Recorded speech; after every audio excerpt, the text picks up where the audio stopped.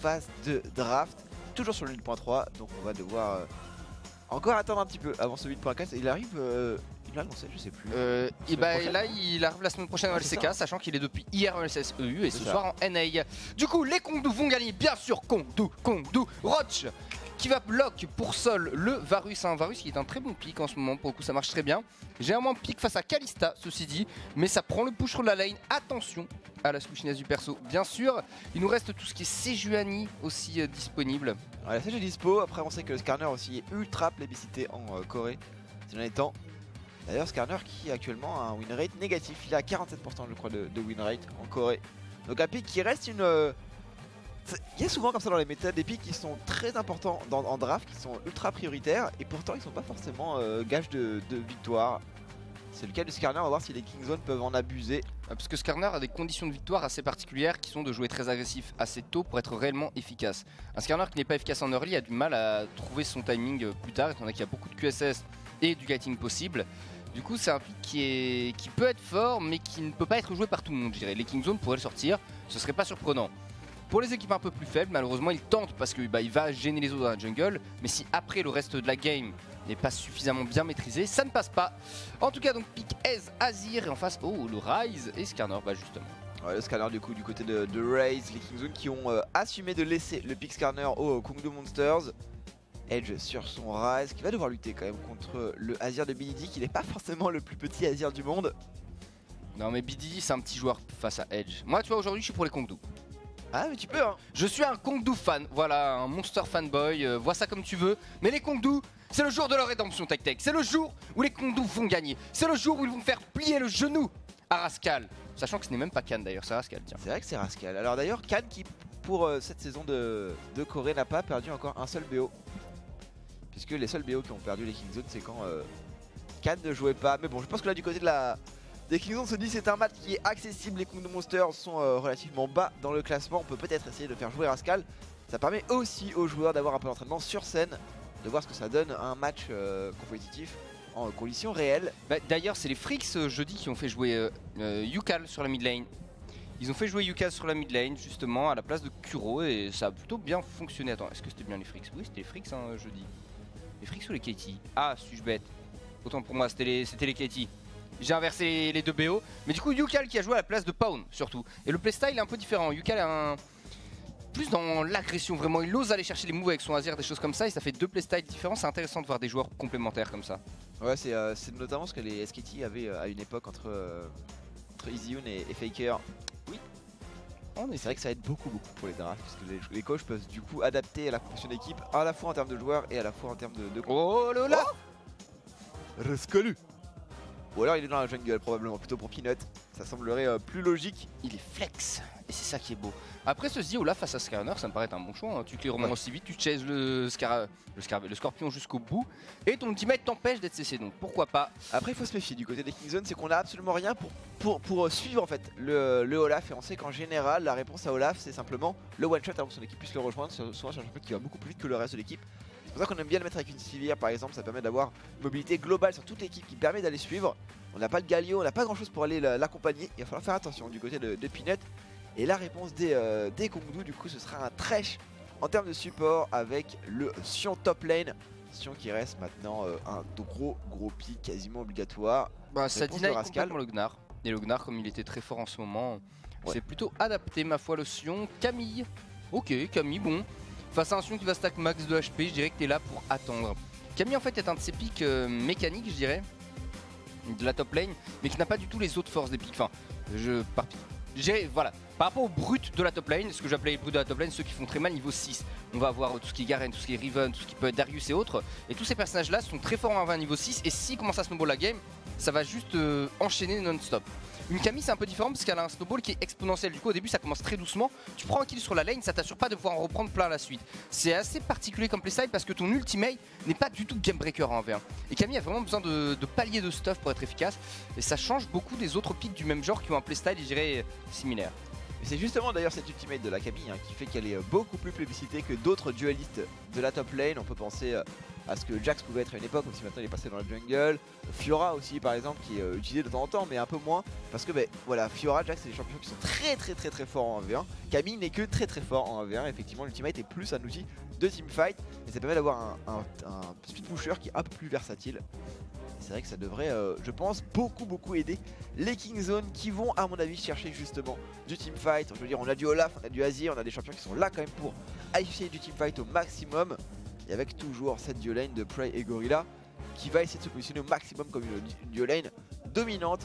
Ezreal peut plus ou moins jouer la lane contre un Varus. Même si on peut donner un léger avantage à Varus qui a un peu plus de range et qui peut push plus facilement. Mais on donne l'avantage à Prey. C'est là où ça compense au final. C'est moi ce que j'aime beaucoup avec le combo Camille Olaf, c'est de voir Olaf comme un chien fou qui va rush les adversaires et si le mec veut courir, Camille fait non. Tu cours pas, tu restes enfermé avec lui. C'est vrai. C'est vrai que ça peut être un très bon combo. On va voir comment ça va pouvoir donner du coup. Combo contre Dragon X.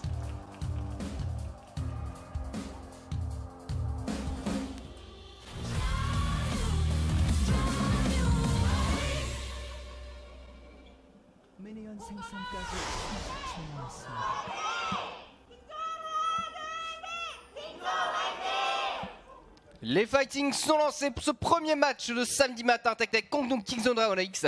Un match entre les premiers du classement, mais c'est pas mérité du tout, overrated as hell, contre les derniers, les Kongdoo Monsters qui vont remonter tout ce rank. Je t'assure Tech, moi je les vois aller au playoff les Kongdoo.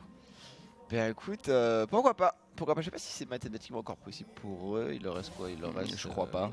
4 semaines. Ah, c'est compliqué. Ça va être un peu compliqué effectivement.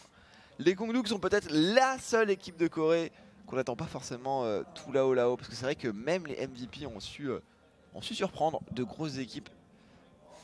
Et encore, du coup des Kongdoo, on a quand même réussi à gratter quelques victoires. Les Kongdoo ils ont gagné face au Sketty hein. Et contre, Après moi je dis ça, je dis rien. Ils ont pris une game au Sketty et ils ont fait un 2-0 MVP. Mais voilà quoi. Je veux pas dire que Kongdoo meilleur que Sketty. Après bon, que vaut Sketty maintenant Tech? On se pose la question. En tout cas on est parti du coup Peanut qui va commencer au niveau de son blue buff, donc bot side, là où Raze va commencer top side de la map. Et Raze a l'air... Il fait les deux en même temps je crois Raze non? Parce que vu où il était placé, j'ai l'impression qu'il était en train de faire le groupe en même temps que le blue buff. Et là Skarner, c'est vrai qu'il y a un petit peu d'AOE quand même sur le champion. Après c'est quand même vachement moins simple qu'avec un Zac évidemment. Ça va permettre de clear très rapidement. Ça peut être intéressant d'ailleurs d'avoir un gros clear rapide sur un Skarner qui a un dueliste assez intéressant dans la jungle et qui peut du coup aller déranger un Olaf. Olaf, son seul et unique but sur les premiers niveaux, c'est d'aller farm au maximum, récupérer son niveau 6. Avant ça, Olaf a beaucoup de mal à être efficace en gank. Un petit peu à l'image d'un Skarner, la force de duel en moins. En gank oui c'est ça, mais par contre en termes de 1v1, je pense que l'Olaf fait pas si mal. Parce qu'il a pas les cartes cristal pour stun certes, mais moins il a de HP plus il attaque vite, il a son set, il avait reçu des ups récemment Olaf en plus.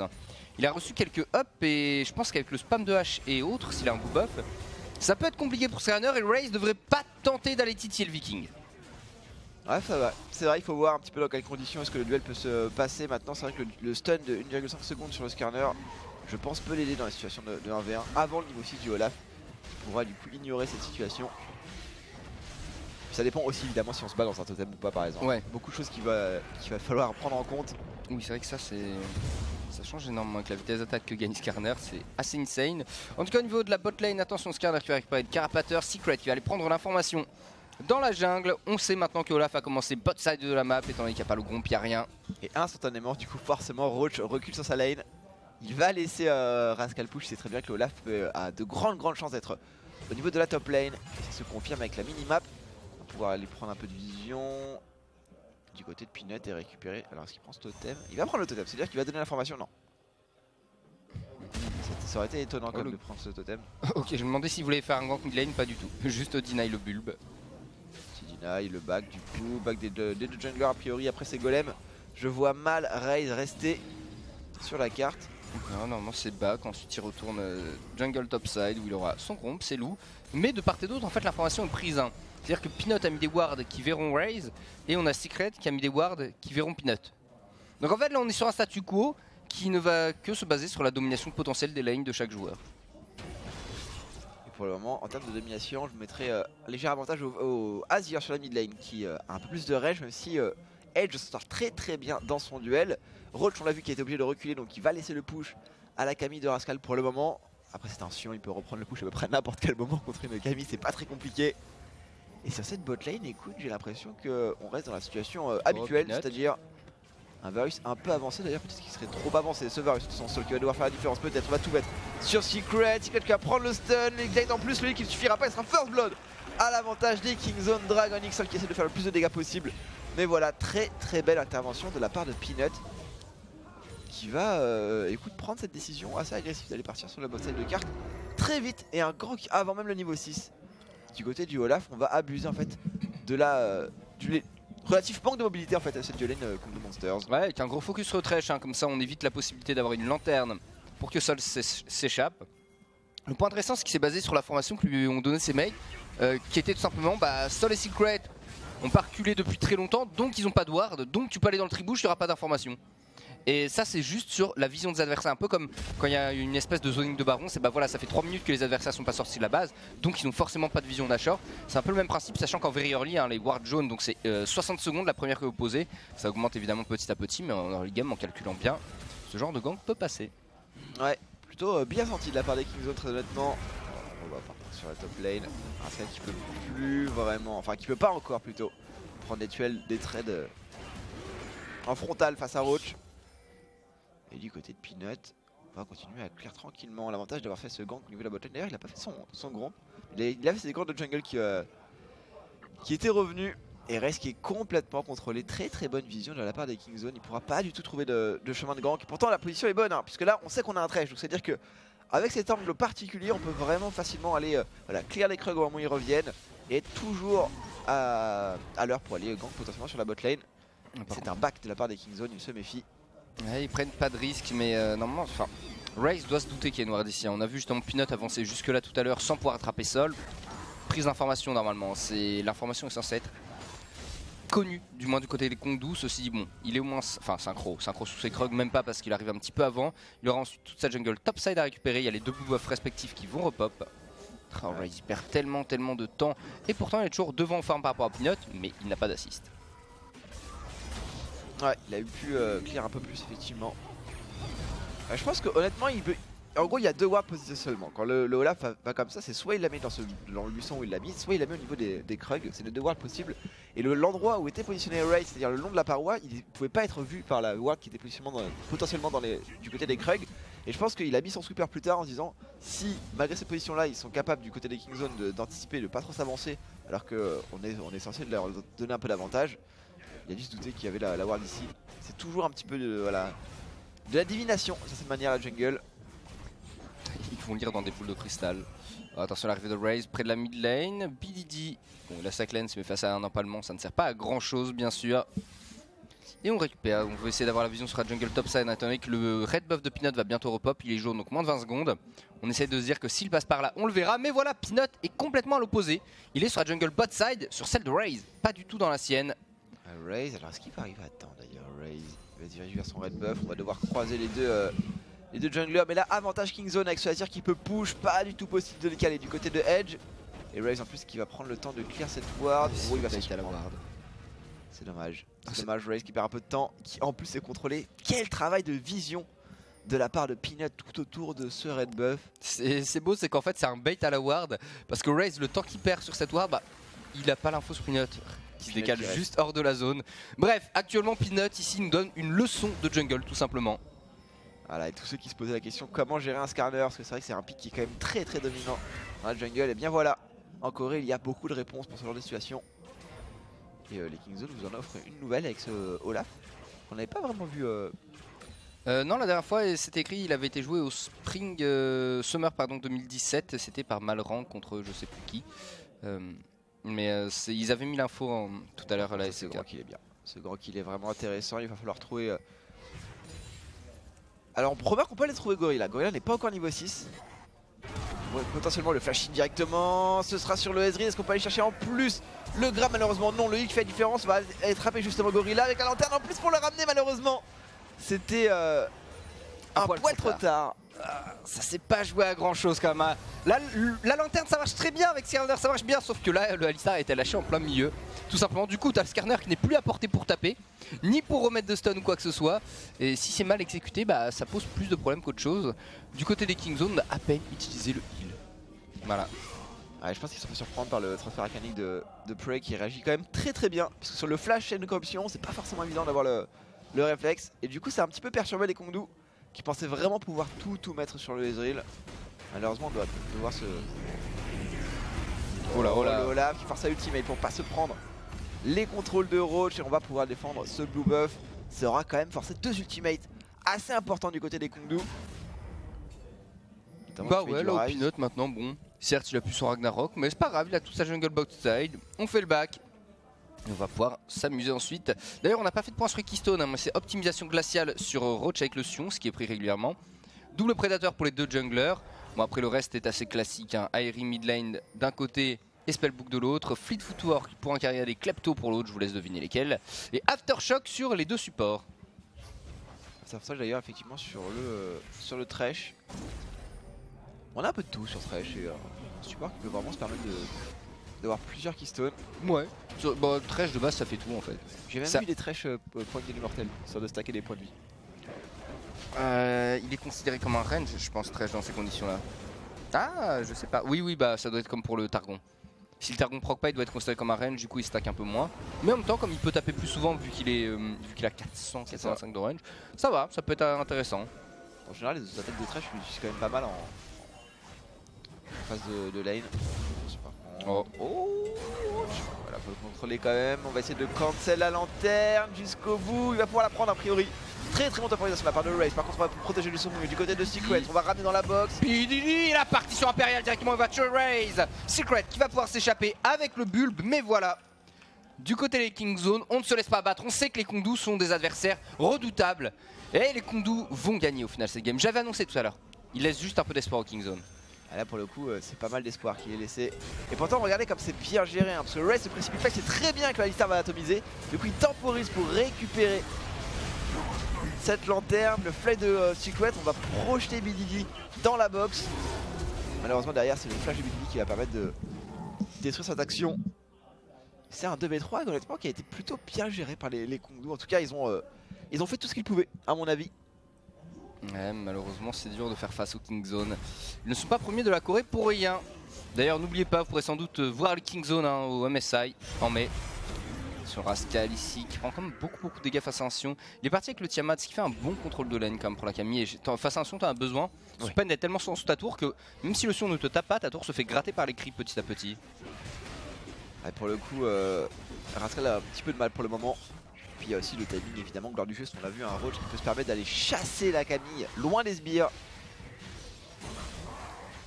Pour le moment c'est sûr d'ailleurs qu'il y a encore la grosse condition de victoire des Kongdu. En tout cas la transition mid-game la plus importante pour eux. Si on a effectivement un Sion qui est dominant, qui arrive à neutraliser un petit peu Rascal sur cette lane, et du coup qui est capable de faire des grosses transitions, notamment pour créer le teamfight au niveau des Kongdu sur le mid-game, on pourrait potentiellement remonter dans la partie puisqu'on a un très gros teamfight. Entre le Ryze, le Sion et le Varus, on a un énorme teamfight. Peanut qui pourrait se faire attraper peut-être. Il y a le Predator. Peanut, c'est le problème quoi. Le sang-froid. Il garde le Ragnarok. De toute façon il avait qu'une seule chose, c'est attendre que l'empalement passe pour mettre le Ragnarok. Tant que l'empalement n'est pas utilisé, il a quasiment aucune raison de mettre le Ragnarok. En tout cas dans cette situation. Il court simplement. Mais le point intéressant de cette game, moi ce que j'attends c'est de voir la fameuse strat développée par Noah lors des Gang Dive et Tradition. C'est le Sion into Rise avec le portail transdimensionnel pendant l'ulti. Attention Peanut d'ailleurs ici, pas de Ragnarok toujours. Ah il est confiant Peanut, pas de soucis, téléportation de la part des deux top laners, la chaîne d'option c'est pas mal fait, c'est sur BDD, est-ce qu'on peut mettre suffisamment de dégâts? BDD qui va se faire empaler, BDD qui devrait tomber sous les coups de sol, est-ce qu'on peut attraper en plus Gorilla qui est parfaitement contrôlé. L'intervention de la part de Roach, très bonne intimidation pour Gorilla qui va trouver en plus le jump out. Est-ce que Roach peut continuer? Oui, a priori Gorilla va mourir. Récupérer Roach du Kongdu.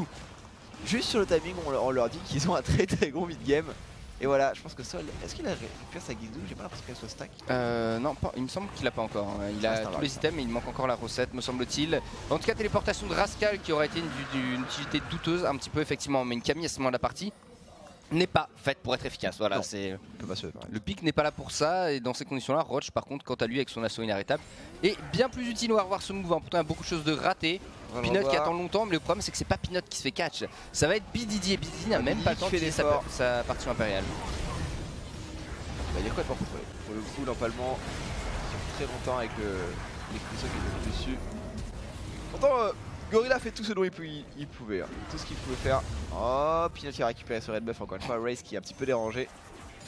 C'est quand même un comble. Hein. C'est-à-dire que ta team vient de prendre 2 kills. Ta team vient de prendre le Drake et pourtant tu fais encore voler le red buff alors que c'est à cet endroit là où tu as pris 2 adversaires. C'est vrai. C'est vrai qu'il a pas. Bah après, ils ont fait le choix de récupérer le Drake plutôt que le dragon tout de suite. C'est vrai que c'est dommage quand même, parce qu'un scanner qui a un red buff, c'est quand même vachement plus efficace dans les situations d'escarmouche. Oh, est-ce qu'on peut récupérer ça pour Peanut tout de même? Il y a un smite du côté de Raze. Il a pas de point de vie Raze malheureusement. Il a pas pris le temps de back après ce dragon. Et du coup on devrait pouvoir forcer la tour là du côté des King Zone. La first brick potentiellement. Ah quoique la défense est en place. Raze qui va revenir petit à petit. Oui, c'est sur la prochaine wave. Oh, ils pourront faire un dive s'il n'y a pas beaucoup de HP. On a le Ragnarok qui est disponible pour Peanut. Peanut d'ailleurs sur sol. Le chase qui est en cours, la peine capitale, on s'en moque. C'est le Ragnarok. Le Viking n'a que faire d'une chaîne. Ah, là pour le coup ouais. C'est ce qu'on appelle briser les chaînes. Du côté de Rascal, enfin de Peanut plutôt, on va pas se laisser mettre en esclavage et ce sera la first brick finalement du côté des King Zone. Les Kung Du qui ont peut-être mis un peu trop de temps à comprendre que le dive était potentiellement létal. Et Peanut qui continue son gros travail de suppression en fait de toutes les ressources de Raze. C'est un scanner qui va avoir beaucoup de mal à être efficace. En tout cas, attaquer suffisamment. Et puis les scanners en retard, tu peux pas ulti le Alistar. Tu peux pas ulti le Olaf sans QSS. C'est-à-dire que t'as 2 pics qui n'ont même pas besoin de QSS, t'as pas envie de les ulti.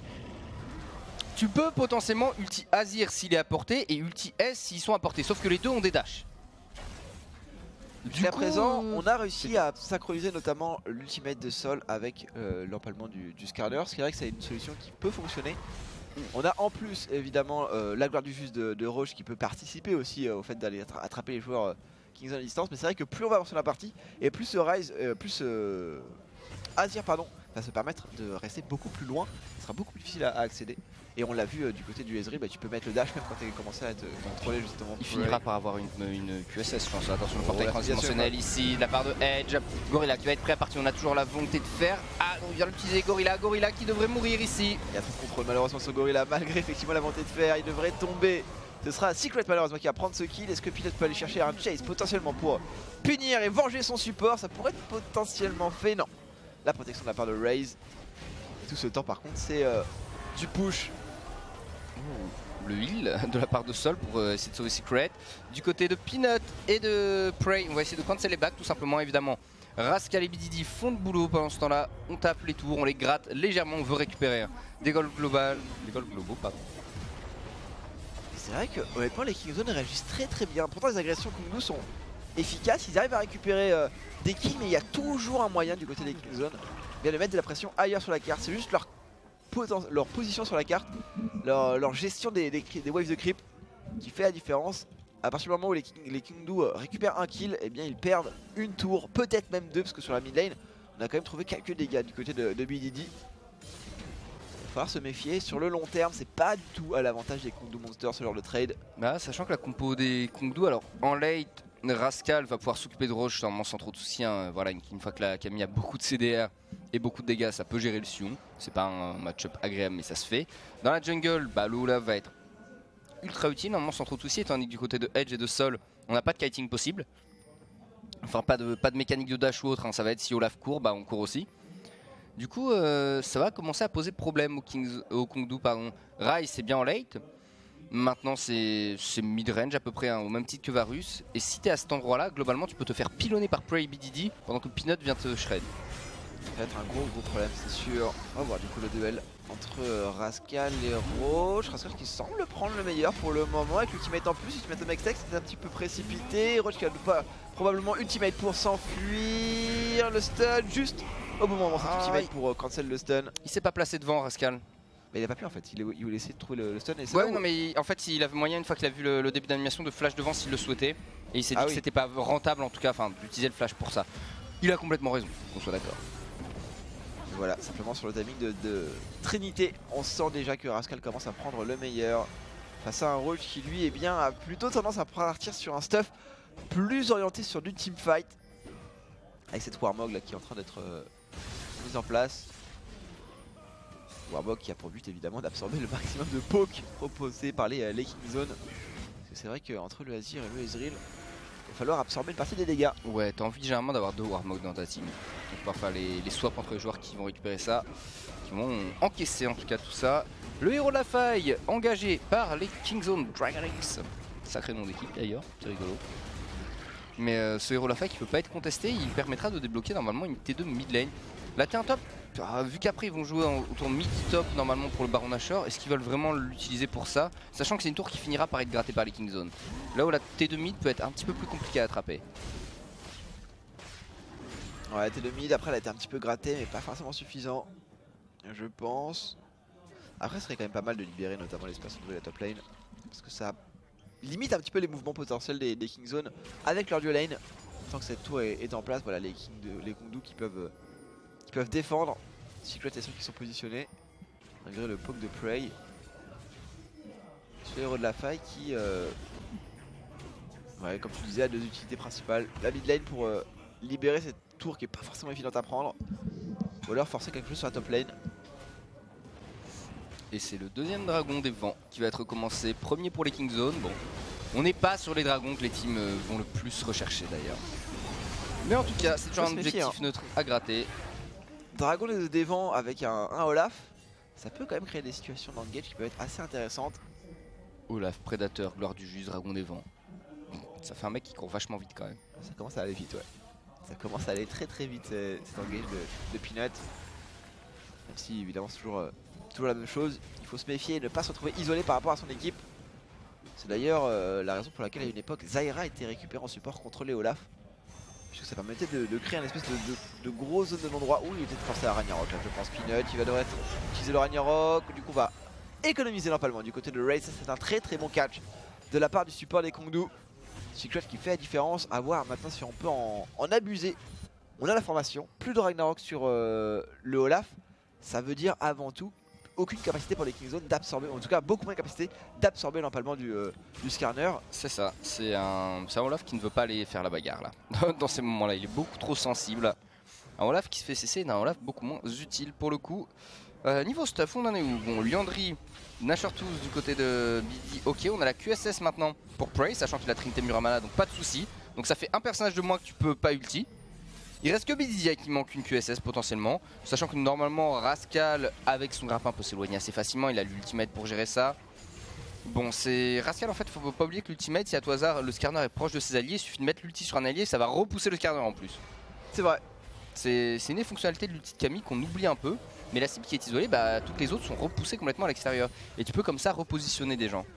Après il faut se méfier, hein. Si le Skarner a déjà mis l'empalement, là tu peux te faire un petit peu surprendre. Ouais. Oh, c'est par contre Peanut, on l'a dit, il a plus Ragnarok, Peanut il pourrait se faire attraper, est-ce qu'on va mettre l'empalement? Oui bien sûr qu'on va le mettre, et s'il est revenu pardon ce Ragnarok juste à temps du côté de Peanut. Un petit peu dommage là du côté des Kongdu Monsters. Ça fait un ulti pour un ulti. Les Kongdu qui sont à 7000 gold de 6000 gold de retard. Oula, va falloir que je révise mes maths moi. Mais bon, il y a un scaling du côté des Kingzone, hein. Cette Camille qui va devenir de plus en plus forte. Hydre Vorace d'ailleurs en cours, pas de Titanesque dans cette game, et même pas de Sterak qui sera en cours. Ouais, je pense que Rascal veut vraiment absolument jouer le speed push, le 1v1. En fait, il veut appuyer sur le compartiment de jeu sur lequel Rascal Roach plutôt n'a pas du tout investi. Et du coup, ça va lui permettre de prendre le meilleur en speed push. Et on le voit d'ailleurs, hein, Rascal il peut vraiment se permettre d'aller très loin sur la carte. L'Ocean va, je pense, devoir assumer le fait de ne plus pouvoir trade contre cette Camille. Ouais, ça va être rester sous tour et puis spam les spells pour FLIR. Garder la TP pour aller aider les mates.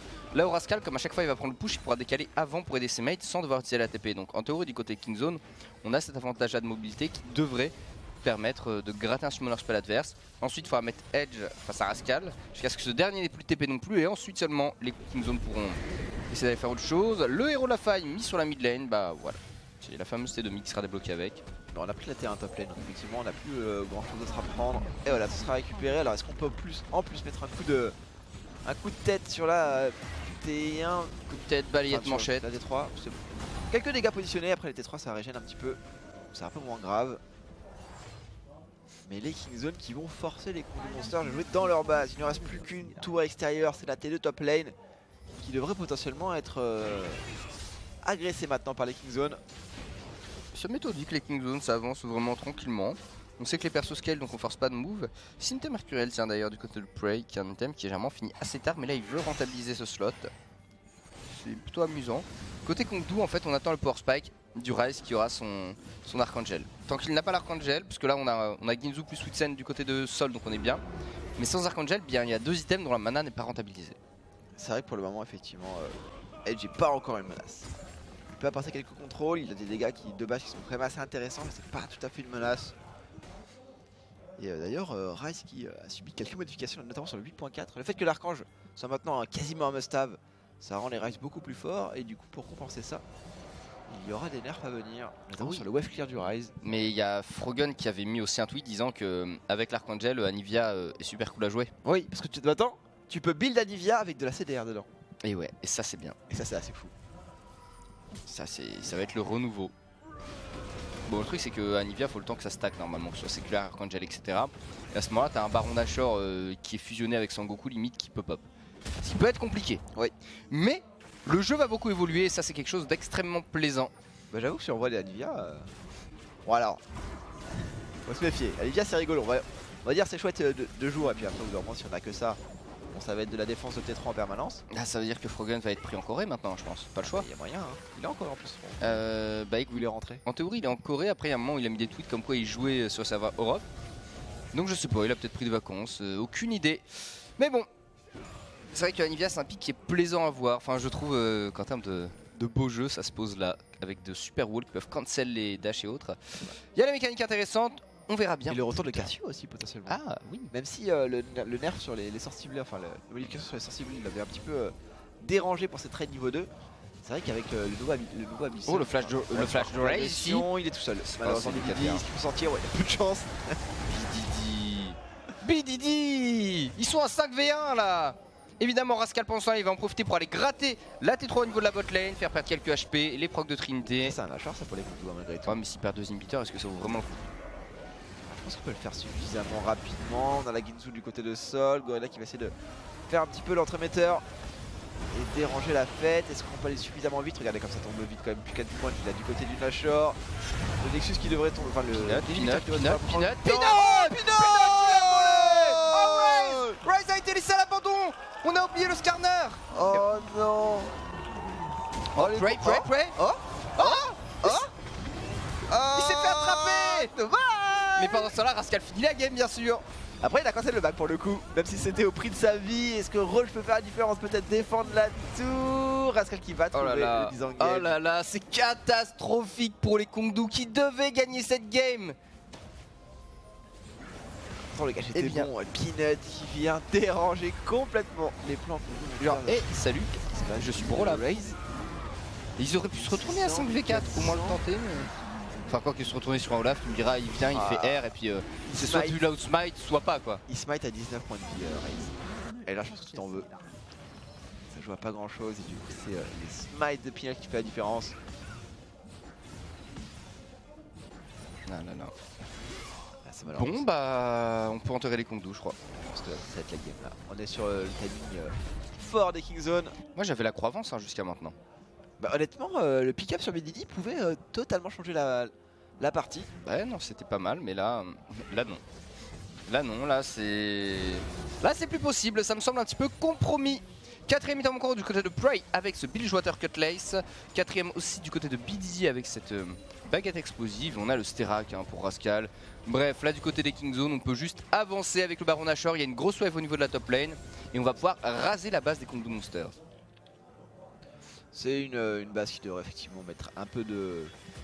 assez peu plutôt de vigueur à se défendre. Parce que là pour le coup, avec le Nashor et la force de siège en fait dans dispose des Kingzone, avec ce Azir, avec ce Ezreal qui est capable de poke à distance. La seule chose qui leur manque à la rigueur c'est quelques dégâts sur la tour à distance. Parce que c'est vrai qu'on n'a pas énormément de range sur les attaques de base de leur AD carry. Ouais c'est vrai, là, bah, c'est une attaque classique aise. Le 550 est quand même dans la moyenne. C'est ça. Après, contre Avarus qui a. Ah, c'est ça. Bon, attention, l'assaut inarrêtable. C'est bien tenté, la vache est touchée directement. Race qui arrive sur le côté, mais on a la volonté de faire disponible pour Gorilla. Gorilla a la volonté de faire qui a été envoyé. Il tank, mais l'arrivée de Rascal par derrière. Bilili qui, même en étant en retard, permettra de mettre quelques dégâts dans le fight. On est en train de prendre un deuxième qui directement sur Sol qui va tomber. Race maintenant qui est prêt à partir. On va essayer de mettre une partie impériale, ça touche. Sur impériale, sur deux personnes de la part de Bilili qui va trouver des dégâts sur Roach. Impossible de se défendre du côté des Kongdu Monsters. Ce teamfight était trop délicat à prendre, trop de retard en gold. Et pourtant, la langage était plutôt bonne de la part de Roach qui a complètement coupé en deux l'équipe Kingzone. Et c'était sans compter voilà, la performance de Rascal qui est venu et a simplement supprimé Secret. Abracadabra, tu disparaîtras. Ouais, le problème ça a été, comme ils ont attrapé Gorilla, ils ont focus Gorilla. Puis à côté t'as les carrés qui font bah oui, ok, taper la vachette, y a pas de souci les gars. Ouais. Elle est là pour ça. Après ils ont mis quand même de très bons dégâts sur la vachette malgré la montée de fer. Donc je pense que c'est le même teamfight avec moins de retard en gold. Il y a vraiment moyen que les Kongdu s'en sortent mieux. Mais là bon, c'était vraiment le teamfight du dernier espoir. Ils savaient très bien que s'ils laissaient les Kingzone faire, ils allaient perdre leur base sur le long terme. Et je pense qu'ils ont eu raison de tenter sur l'agression. Mais les Kongdu, alors ça c'est un truc que je respecte beaucoup chez eux, sachant qu'ils ont joué donc face aux KT Rollsters jeudi, le dernier match de la journée c'était les KT et là ils commencent avec les Kingzone. Et c'est quelque chose que je respecte chez cette équipe, c'est que s'ils savent qu'ils vont perdre, ils vont quand même tenter des moves pour essayer de remonter. Ça passe pas peut-être, mais je préfère une équipe comme ça qu'une équipe qui essaye de ne pas perdre en 70 minutes. Voilà, au moins là c'est une équipe qui dit écoutez les gars, de toute façon on essaye, ça passe tant mieux, ça passe pas tant pis, mais on va pas non plus attendre 70 minutes pour mourir quand même. Surtout qu'ils savaient très bien que leur composition d'équipe était moins forte que celle des Kingzone sur le long terme, donc autant tenter. Et très honnêtement, sans ce style de Peanut, il y avait vraiment moyen pour les Kongdu de remonter. Bah ouais. J'ai eu de grands espoirs pour les Kongdu Monsters. Et j'ai toujours de grands espoirs Tech puisque c'est un best of 3. Ce qui signifie qu'ils doivent gagner 2 games les Kingzone pour emporter ce BO. Ouais. Et bien sûr, sur ces 2 games, capables de gagner 2 games contre Kongdu? Peut-être pas Tech. Moi j'ai cru dans les Kongdu Monsters pour cette game. Il y a eu 2-2, il y a eu 3-3 comme score. Je pense que les Kongdu peuvent le faire. Les Kongdu peuvent peut-être arracher une victoire au Kingzone. Au prix de leur âme, certes, mais peu importe. S'ils doivent pactiser avec le diable, qu'ils le fassent et qu'ils remportent ce BO. Ils vont le tenter. Bon, du côté des Kingzone, on peut quand même saluer la performance, notamment en termes de macro game, puisque ça a été très propre. Et Peanut bon, qui a complètement out jungle ce scanner de Raze. Il était partout. Et c'est vrai qu'on n'y pense pas forcément, mais au final, Olaf est un excellent pour ça. Bah, Olaf, Alistar, t'as déjà 2 personnages que tu ne peux pas ulti. En tout cas, on va vous laisser sur ces replays avant de revenir après quelques pages de pub pour la 2e game du BO Kongdu Kingzone. A tout de suite.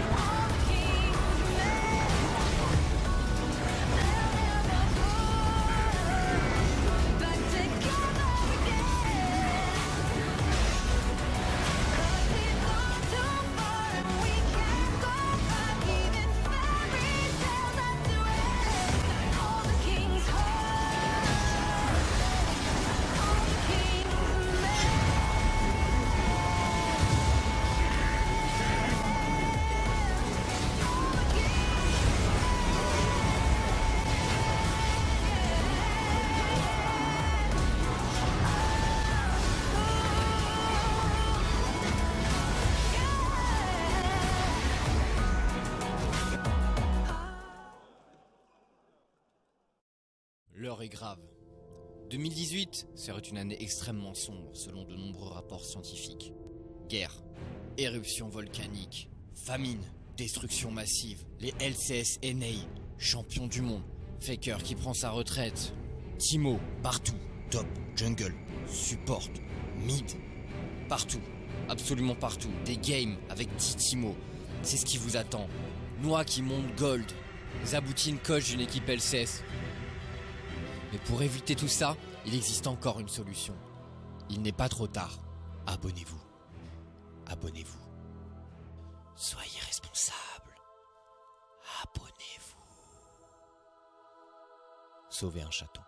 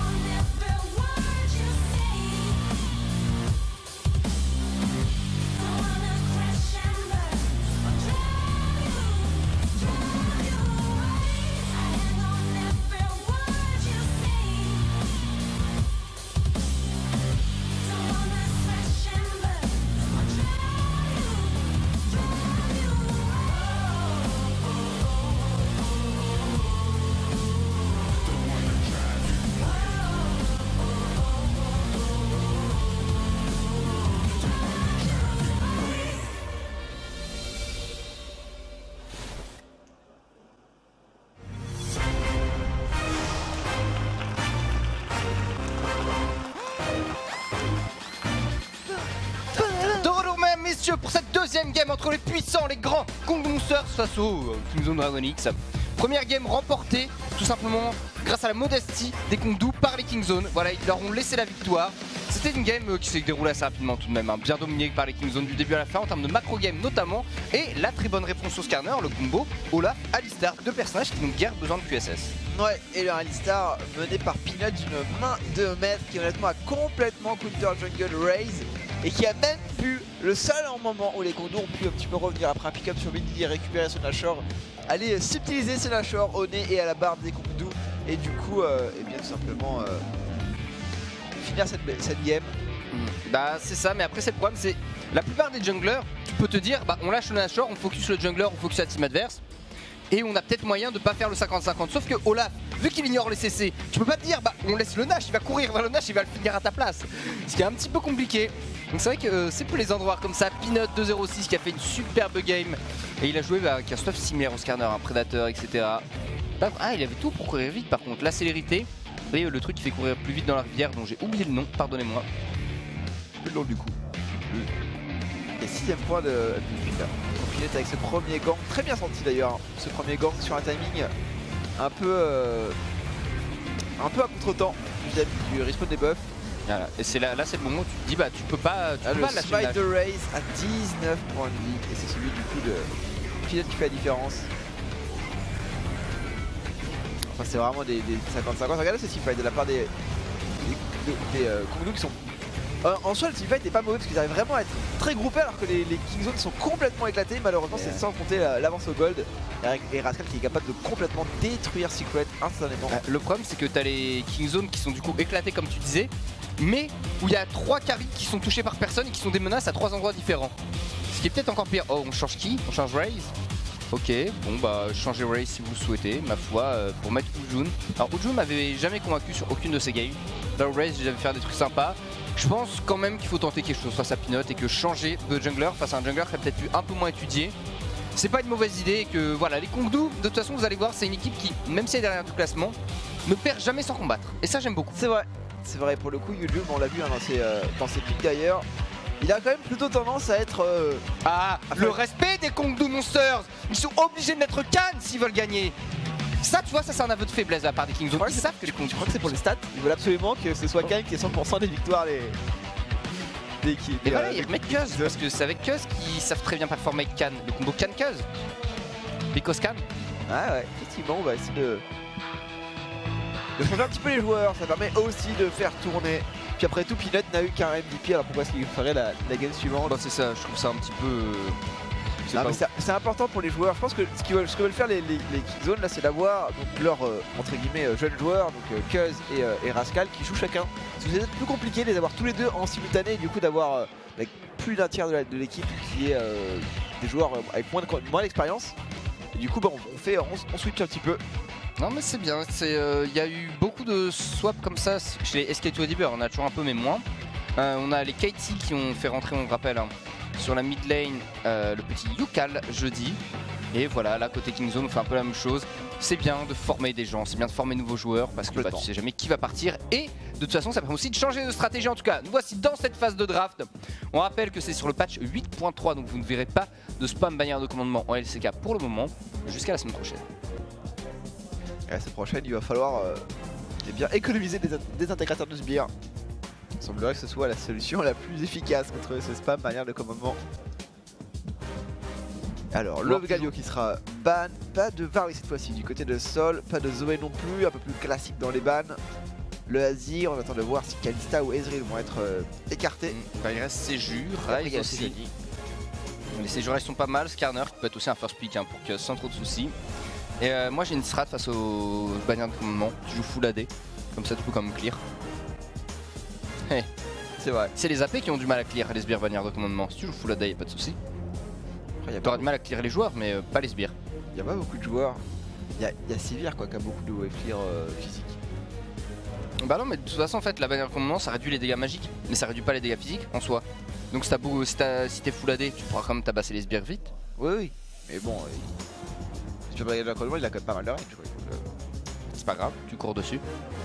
Donc il te faut Olaf, Riven qui a des dashs, la combinaison, focus de sbire. First pick, Xayah peut-être du côté de Kingzone, qui est un pick qui permet d'avoir normalement une prio bot avec un très bon push. Et en même temps, tu as beaucoup de choix en termes de supporting. Le Rakan qui fait un super combo d'engage. Mais en même temps, comme il y a beaucoup d'autres supports qui sont dispo, que ce soit le Braum, le Tahm Kench ou autre, t'es pas en reste. Est-ce qu'il faut laisser d'ailleurs ce Rakan disponible les Kongdu? Parce que s'il n'est pas pris, les Kingzone vont le récupérer. Ça permet effectivement d'avoir cette priorité bot lane, d'avoir une force d'engage très tôt dans la partie, dès le niveau 2 d'ailleurs. Hein, le duo est assez létal. Et du côté des Kongdu, alors là c'est Johnny finalement qui va être récupéré. Le Skarner qui peut être potentiellement une réponse assez Johnny. En tout cas, c'était la réponse originale d'origine face à Sejuani. Alors que étonnamment d'ailleurs Sejuani est le pick contre qui les Skarner le plus perdu en LCK. Bah, parce que c'est toujours le même principe, c'est que Skarner est censé être meilleur face à Seju en termes de jungling pur. Maintenant si les gens jouent safe, c'est dur d'être efficace avec Skarner. Du coup on va préférer Seju qui permet beaucoup plus de macro un peu plus tard dans la game, des engages de fade, des disengages et autres. Et en même temps Sejuani a des ganks qui, selon les lanes présentes bien sûr, peuvent être assez efficaces. Hein. Je pense notamment top lane et bot lane, s'il y a assez de mêlée, on peut faire proc le permafrost assez rapidement. Tahm Kench qui ira dans les mains des Kongdu Monsters, le Rakan et le Ryze du côté des Kingzone. Ça bouge vite, ça engage fort, ça va faire mal. Ça va être très compliqué à gérer du côté des Kongdu. Alors heureusement on a eu le pick Tahm Kench qui est quand même très important pour limiter au maximum l'impact du Rakan, notamment en lane. A voir maintenant si on est capable vraiment avec simplement une dévoration d'empêcher les Kingzone de se balader gaiement au niveau de la faille.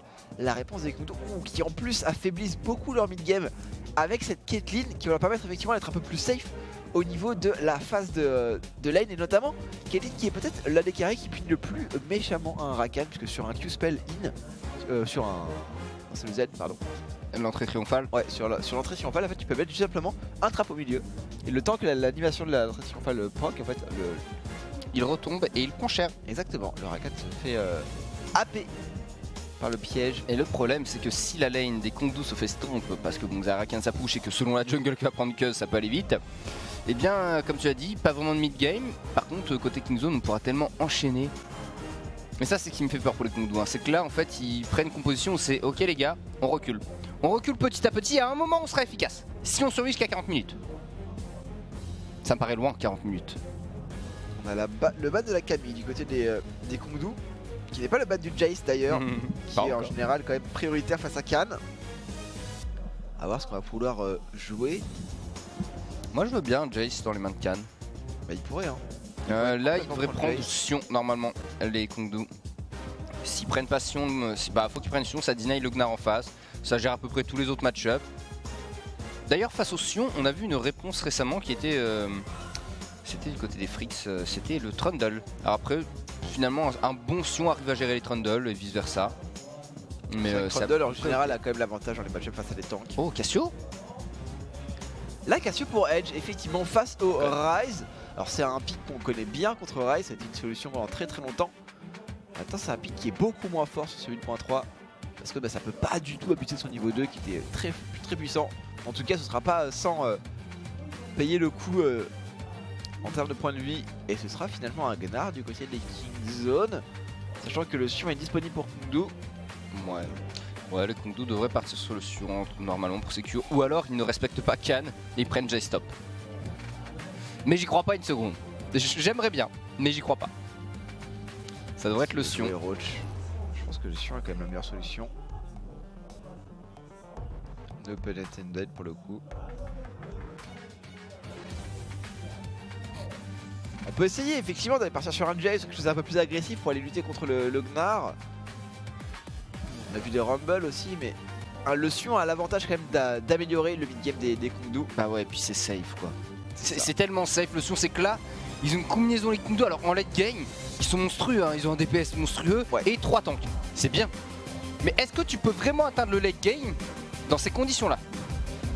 Il faut absolument faire plus que survivre à la phase de lane. Il faut avoir une Caitlyn qui va effectivement dominer la Xayah en phase de lane. Il va falloir avoir une Cassio qui est protégée par son jungler pour aller déranger ce Ryze. Un Ryze d'ailleurs du côté de BDD, à noter qui part avec un heal, donc pas de cleanse récupéré tout de suite. A priori, bon, on devrait avoir un grimoire hein, comme du côté de BDD, mais peut-être que ça peut laisser une opportunité pour Yujun d'aller gank cette mid lane. Et si on arrive à faire plus que survivre à la phase de lane, c'est-à-dire remporter cette phase de lane, on peut peut-être se permettre de faire tampon sur le mid game pour accéder plus efficacement à son late game. Non, effectivement, ça peut se tenter. Les Kongdu ont une porte de sortie, mais une porte de sortie qui est à saisir tôt. Parce qu'avec leur mid game très faible, eh bien, il faut avoir un early exceptionnel, je dirais, pour réussir à tenir le mid game et arriver jusqu'au late où là ils ont une nouvelle force qui arrive. Top lane, normalement Roach ne devrait pas avoir trop de soucis. Alors en termes de match-up pur, évidemment si on prend en compte que c'est Khan, on verra. Dans la jungle, petit avantage Cuz, mais Sejuani a comme de quoi se débrouiller pour les camps. Mid lane, eh bien avant j'aurais dit Cassio, maintenant je suis perplexe tech. Ah, je pense que la Cassio quand même a l'avantage sur les trails un peu prolongés tout au long de la partie avec un peu plus de range, une capacité à kite un peu le rise, à voir maintenant comment il va pouvoir jouer avec les sorts ciblés. Et sur la bot lane, eh bien écoute, c'est Poke contre All-in. Et au petit jeu des All-in en général, les Kingzones ne sont pas mauvais.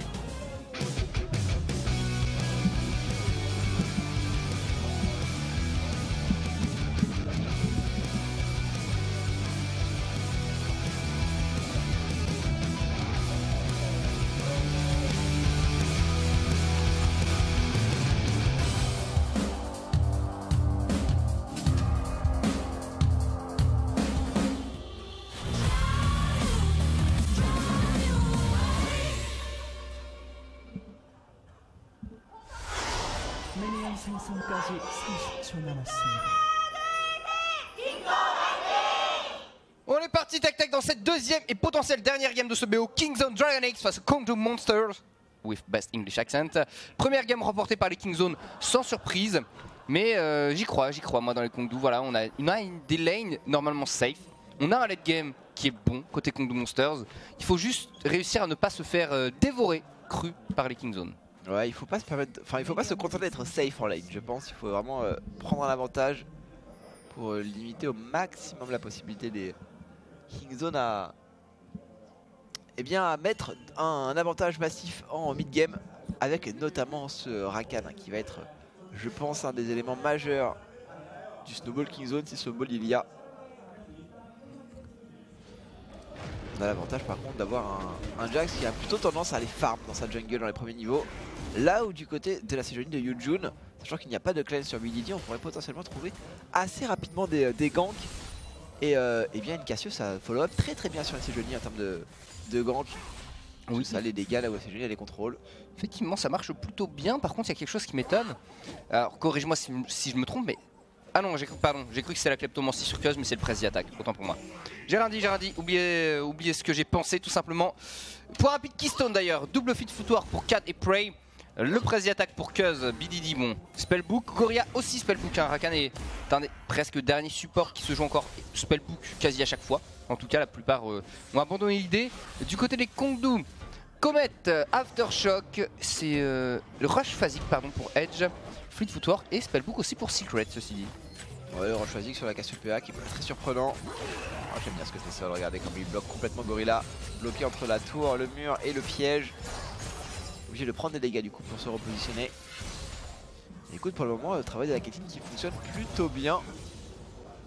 Par contre l'avancée de BDD, j'ai l'impression qu'on se doute qu'il y aurait potentiellement une agression là du côté de Edge. On prend quand même pas mal de dégâts sur le passage niveau 3 de BDD.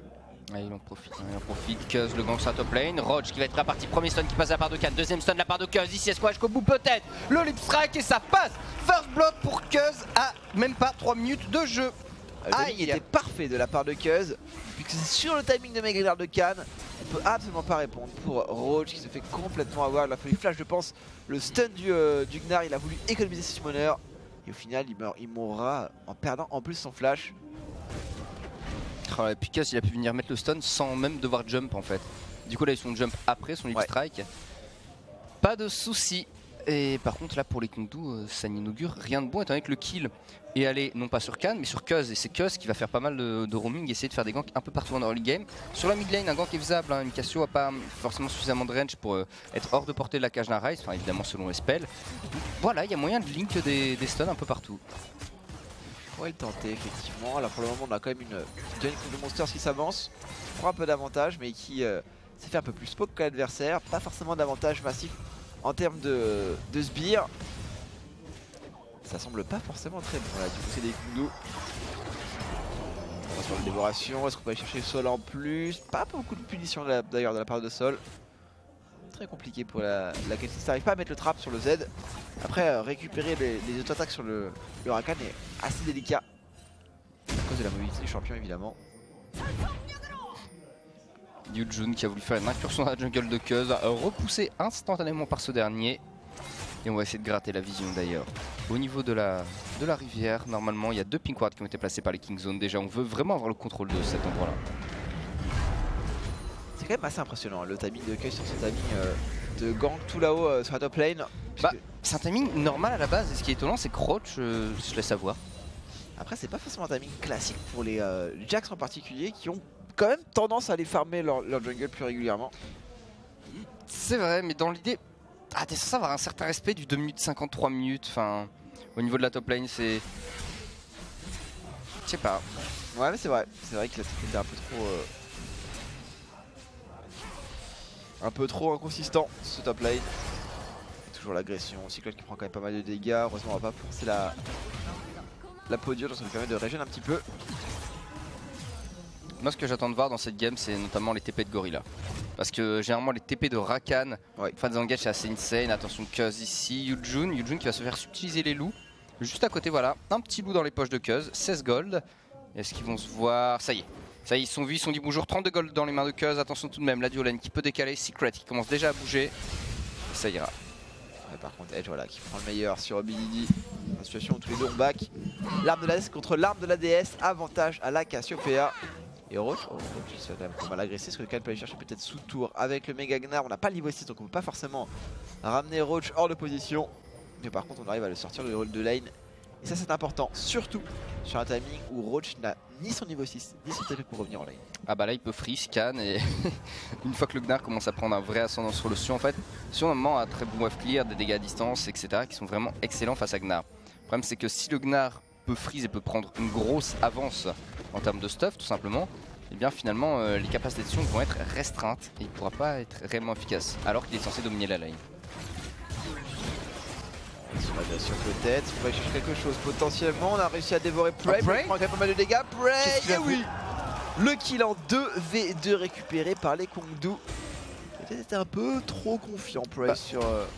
Ouais, c'est son petit erreur de positionnement de la part des King Zone. Trop d'agression, pas de flash utilisé pour essayer de s'échapper, attention Cuz ici voilà au niveau du red buff. Tu fais flash dévoration, de toute façon c'est fini. Bah ouais c'est compliqué mais t'es pas censé prendre les 3 stacks quoi. C'est vrai. C'est surtout là le problème à mon avis pour Prey. C'est que bon, se faire flash dévoration c'est jamais agréable, mais en théorie, pour aller jusqu'à se prendre 3 stacks, t'es pas très bien placé. Ouais, je pense qu'il a vraiment essayé d'aider Gorilla. Ils ont voulu en fait abuser du timing de back synchronisé de Xayah Rakan. Parce qu'on a vu Gorilla qui est en train de back dans le buisson. Il a voulu s'approcher Prey pour récupérer ce back et les coups ne se sont pas laissés avoir.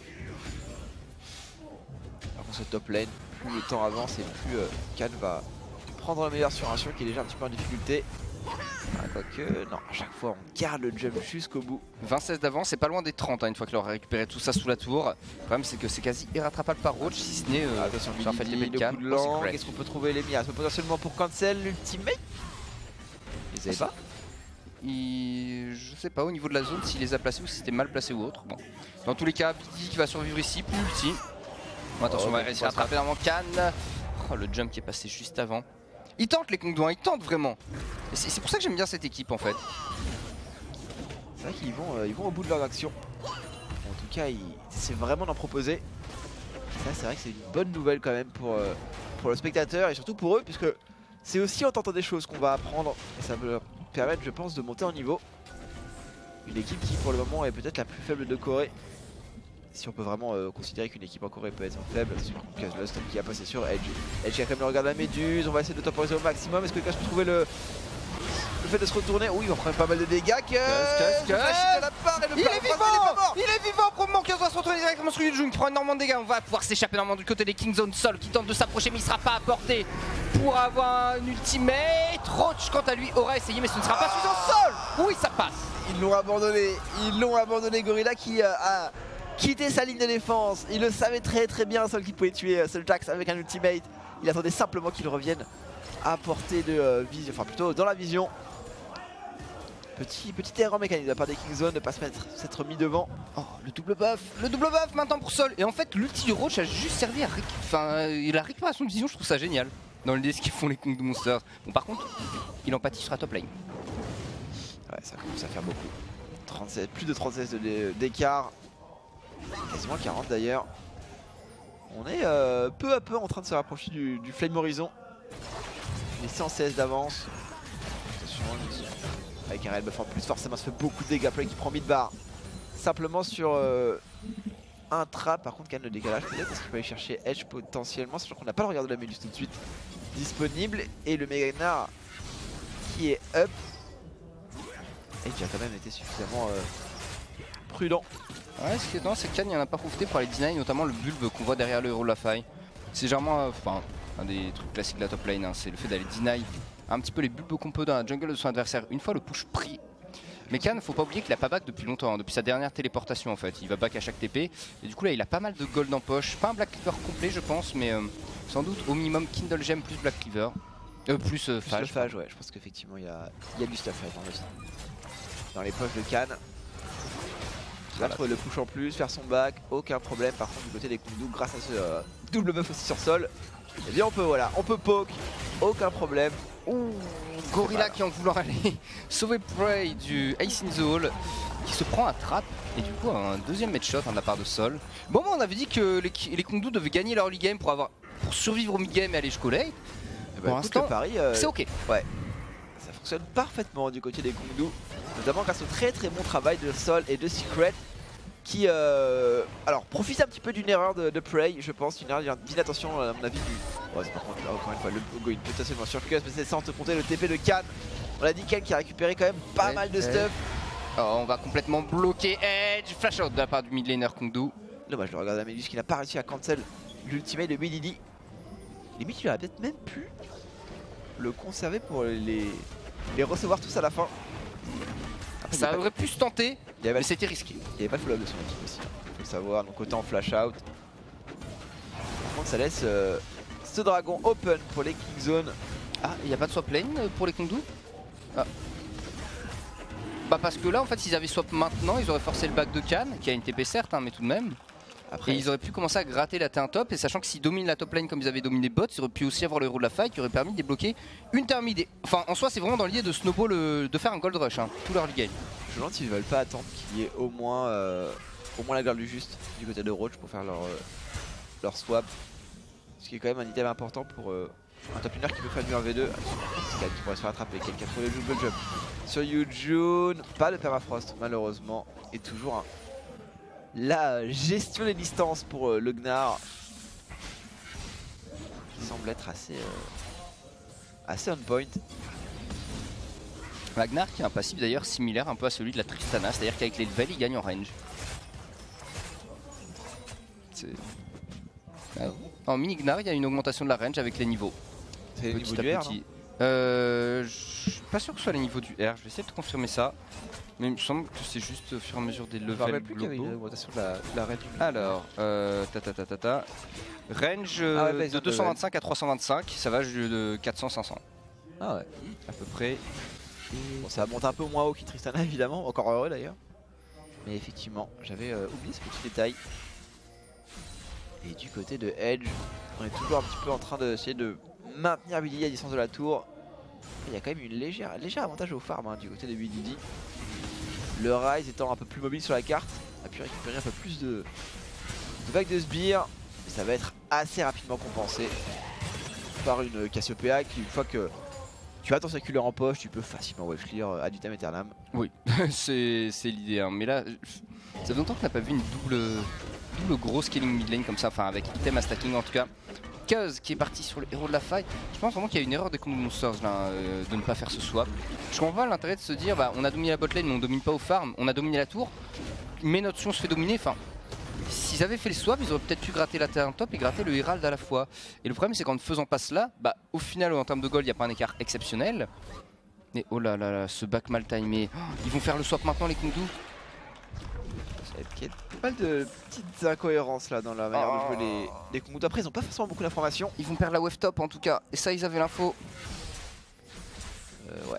Ouais, ça va faire beaucoup de dégâts. Khan qui va peut-être même se permettre de gratter un peu les points de vue sur la tour. Non, il va pas prendre le risque. Il sait très bien que la rotation est en cours du côté des Kongdu.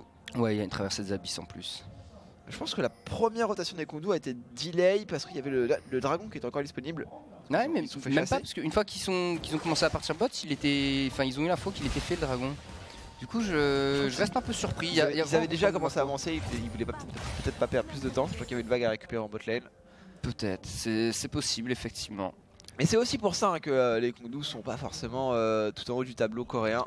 Puisque même si c'est des joueurs qui mécaniquement n'ont pas vraiment à rougir. Bah, s'ils étaient dans Stranger Things, dans le monde à l'envers, ils seraient premiers. C'est vrai. Ça dépend du point de vue tech. Mais bon, on n'est pas dans le monde à l'envers. Ah, ouais. Bon, bah, de ce point de vue-là, effectivement, ils sont pas encore premiers. Mais bientôt, peut-être. Hein. En tout cas, il va falloir s'améliorer, notamment en termes de décision macro, effectivement. Ça joue beaucoup sur à quel point est-ce qu'on est capable de communiquer dans l'équipe et surtout quelle est la lecture de jeu des joueurs. Parce que parfois, au-delà de simplement de la formation et d'essayer de deviner qui va faire quoi, il y a quand même un sixième sens, ou même quasiment de la divination qui doit être fait. C'est notamment les top laners qui ont ce sens de savoir que dans ce buisson-là, il y a un mec. Oui, ah non, mais ça, c'est incroyable. Ça fait 5 minutes que t'as jamais vu la bonne information sur le buisson et là, tu sais qu'il y a un gars. C'est le feeling. En fait, t'es obligé d'analyser énormément. C'est la façon dont ton adversaire joue, la façon dont il utilise ses CD, son placement, est-ce qu'il a ses CD ou pas, et la façon dont il se place par rapport à ses CD. Et c'est une des choses les plus importantes en tant que top laner, c'est l'analyse psychologique de ton adversaire. Bon, le niveau de jeu est assez loin, mais ça devient classique finalement. Mais c'est vrai que le fait d'aller mettre des wards dans le buisson, c'est beaucoup de feeling. Attention ici, on attrape Cuz du côté des Kongdu. Est-ce qu'on peut le tuer? Peut-être. Les dégâts sont bons, mais pas suffisants. Le lipstra de Cuz. Et on va commencer le TP. S'échapper. Ouais, les TP qui sont cancel. Khan qui va essayer de rejoindre son équipe à pied. Est-ce qu'il peut réussir à fermer les taux contre les Kongdu? Je suis pas sûr. On est quand même assez proche de l'AT1 mid lane qui est encore une nuisance pour les Kingzone. Même s'ils ont récupéré ce héros de la faille qui devrait a priori justement passer sur la mid lane. C'est moi ou Khan il est en train d'aller récupérer le gromp adverse? Ok, il vient de récupérer le gromp. Ah ouais. Bah, il s'est dit je vais commencer à décaler à pied. Comme ça je serai plus proche que mon adversaire s'il y a encore du fight. Soit. Et c'est Violaine qui va s'y faire rotation sur la mid lane. Voilà, pour aider ce héros de la faille. Le push est parfait avec la vague de sbire en plus. Ah et les Kongdu plutôt que de push top, décale mid pour aller défendre au niveau de la T2 normalement. Attention parce qu'ils arrivent sur le côté tout de même. Gorilla, l'ultimate de la part de Roach, qui servira à faire acte de présence et il le fait bien, on voit qu'il est là.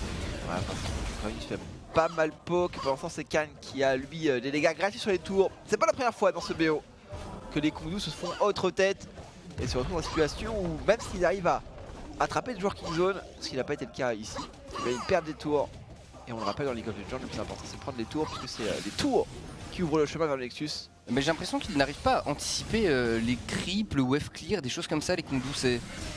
C'est vraiment ça, c'est bon bah comme s'ils comprenaient pas ce qui se passait en termes de creep et de tourelle dans la game. C'est très étonnant de leur part. Après bon, c'est facile pour nous évidemment, on a toute la minimap, Bien sûr. on voit beaucoup de choses et ils simple. sont face à des Kingzone qui ont énormément d'expérience pour justement toute cette compréhension de la carte. En tant que commentateur, on est là pour triquiter. Mais exactement, c'est vrai que les Kongdu pardon. Les Kongdu se font un petit peu surprendre. Premier tour pour les Kingzone, sachant que la tour mid a pris déjà beaucoup de dégâts, qu'ils ont de l'avance au gold. On va arriver bientôt dans le mid game, le fameux temps un peu faible de cette Caitlyn.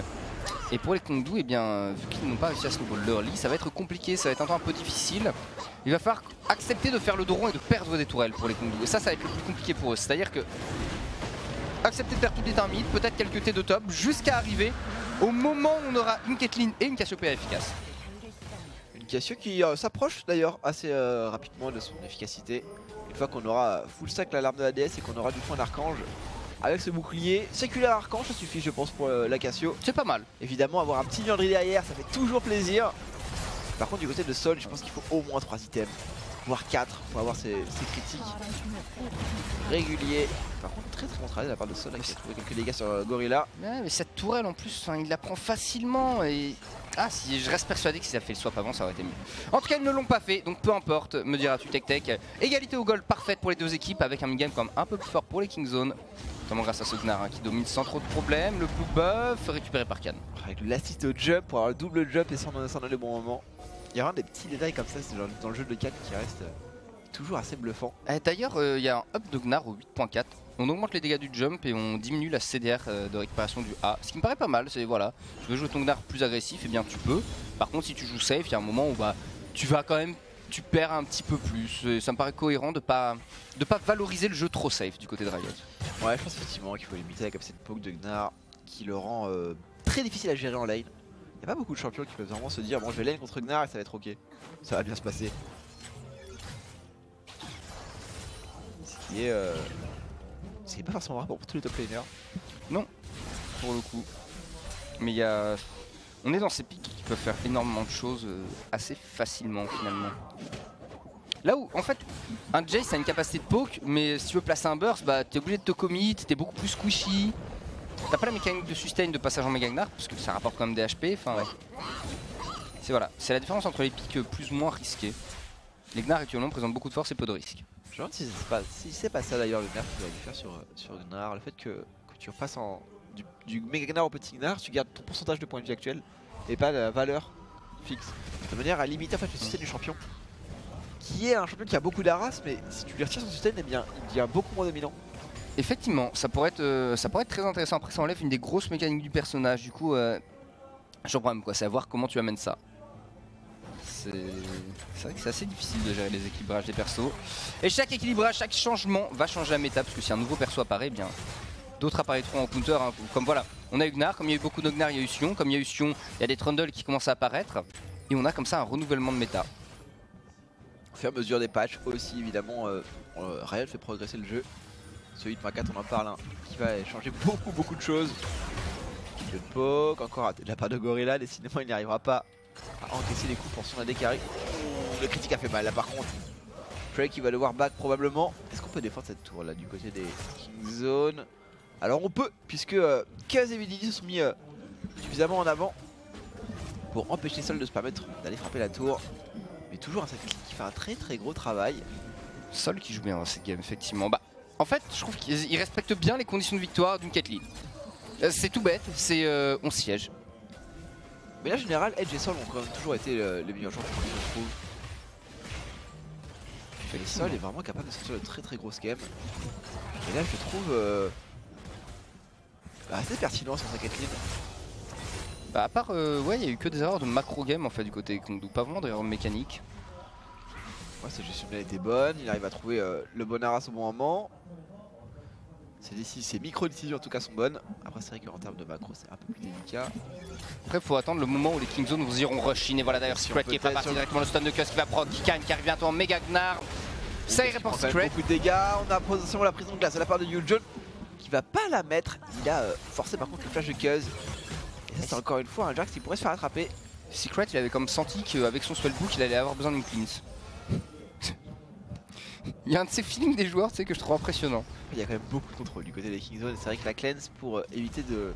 Notamment contre le Rakan, c'est très fort avec un tap game. Puisque si tu te fais en fait charmer par le Rakan, si plusieurs sont charmés, tu peux toujours cleanse toi-même pour pouvoir dévorer quelqu'un et économiser du coup une cleanse pour un de tes carry. C'est vrai, sachant qu'il n'y a pas besoin de QSS dans le game en plus, donc ça reste un summoner spell de choix. Effectivement, au niveau stuff, Morelomicon séculaire du côté de Edge. Il va falloir maintenant...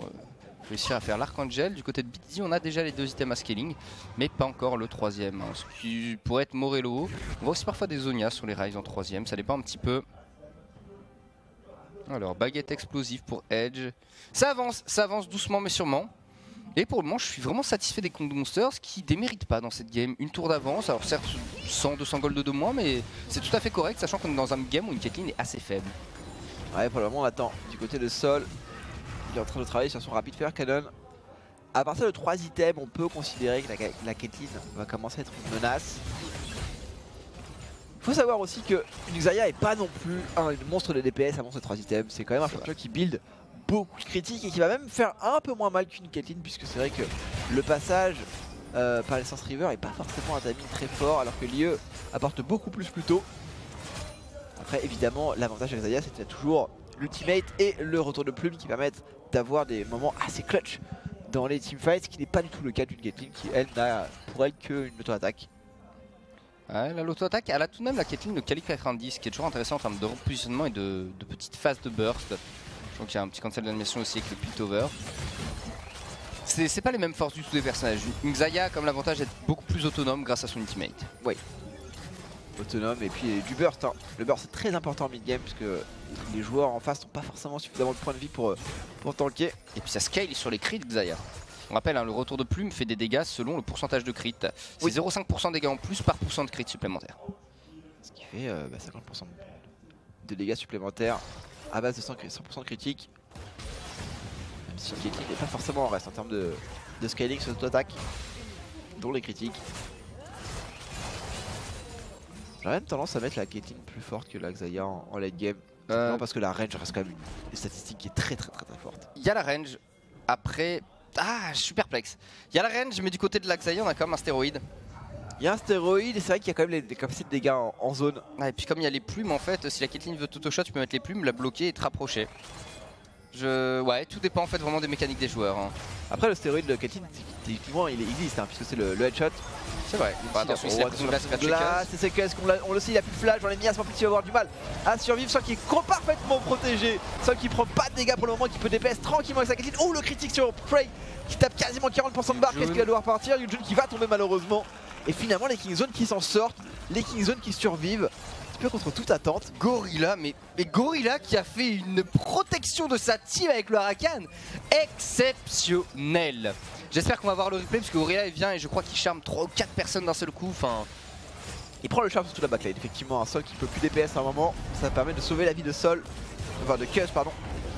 Oh, le Can potentiellement, ultimate de Can sur 2 personnes heureusement. Dévoration de la part de Secret, Sol qui peut se repositionner, Gorilla qui prend quelques dégâts, qui va pouvoir dash out et Roach un petit peu au milieu de la mêlée qui peut pas vraiment mettre des dégâts. Les bons dégâts de BDD qui arrête pas de kite tous les skill shots, Sol qui est force au flash out dessus, tac.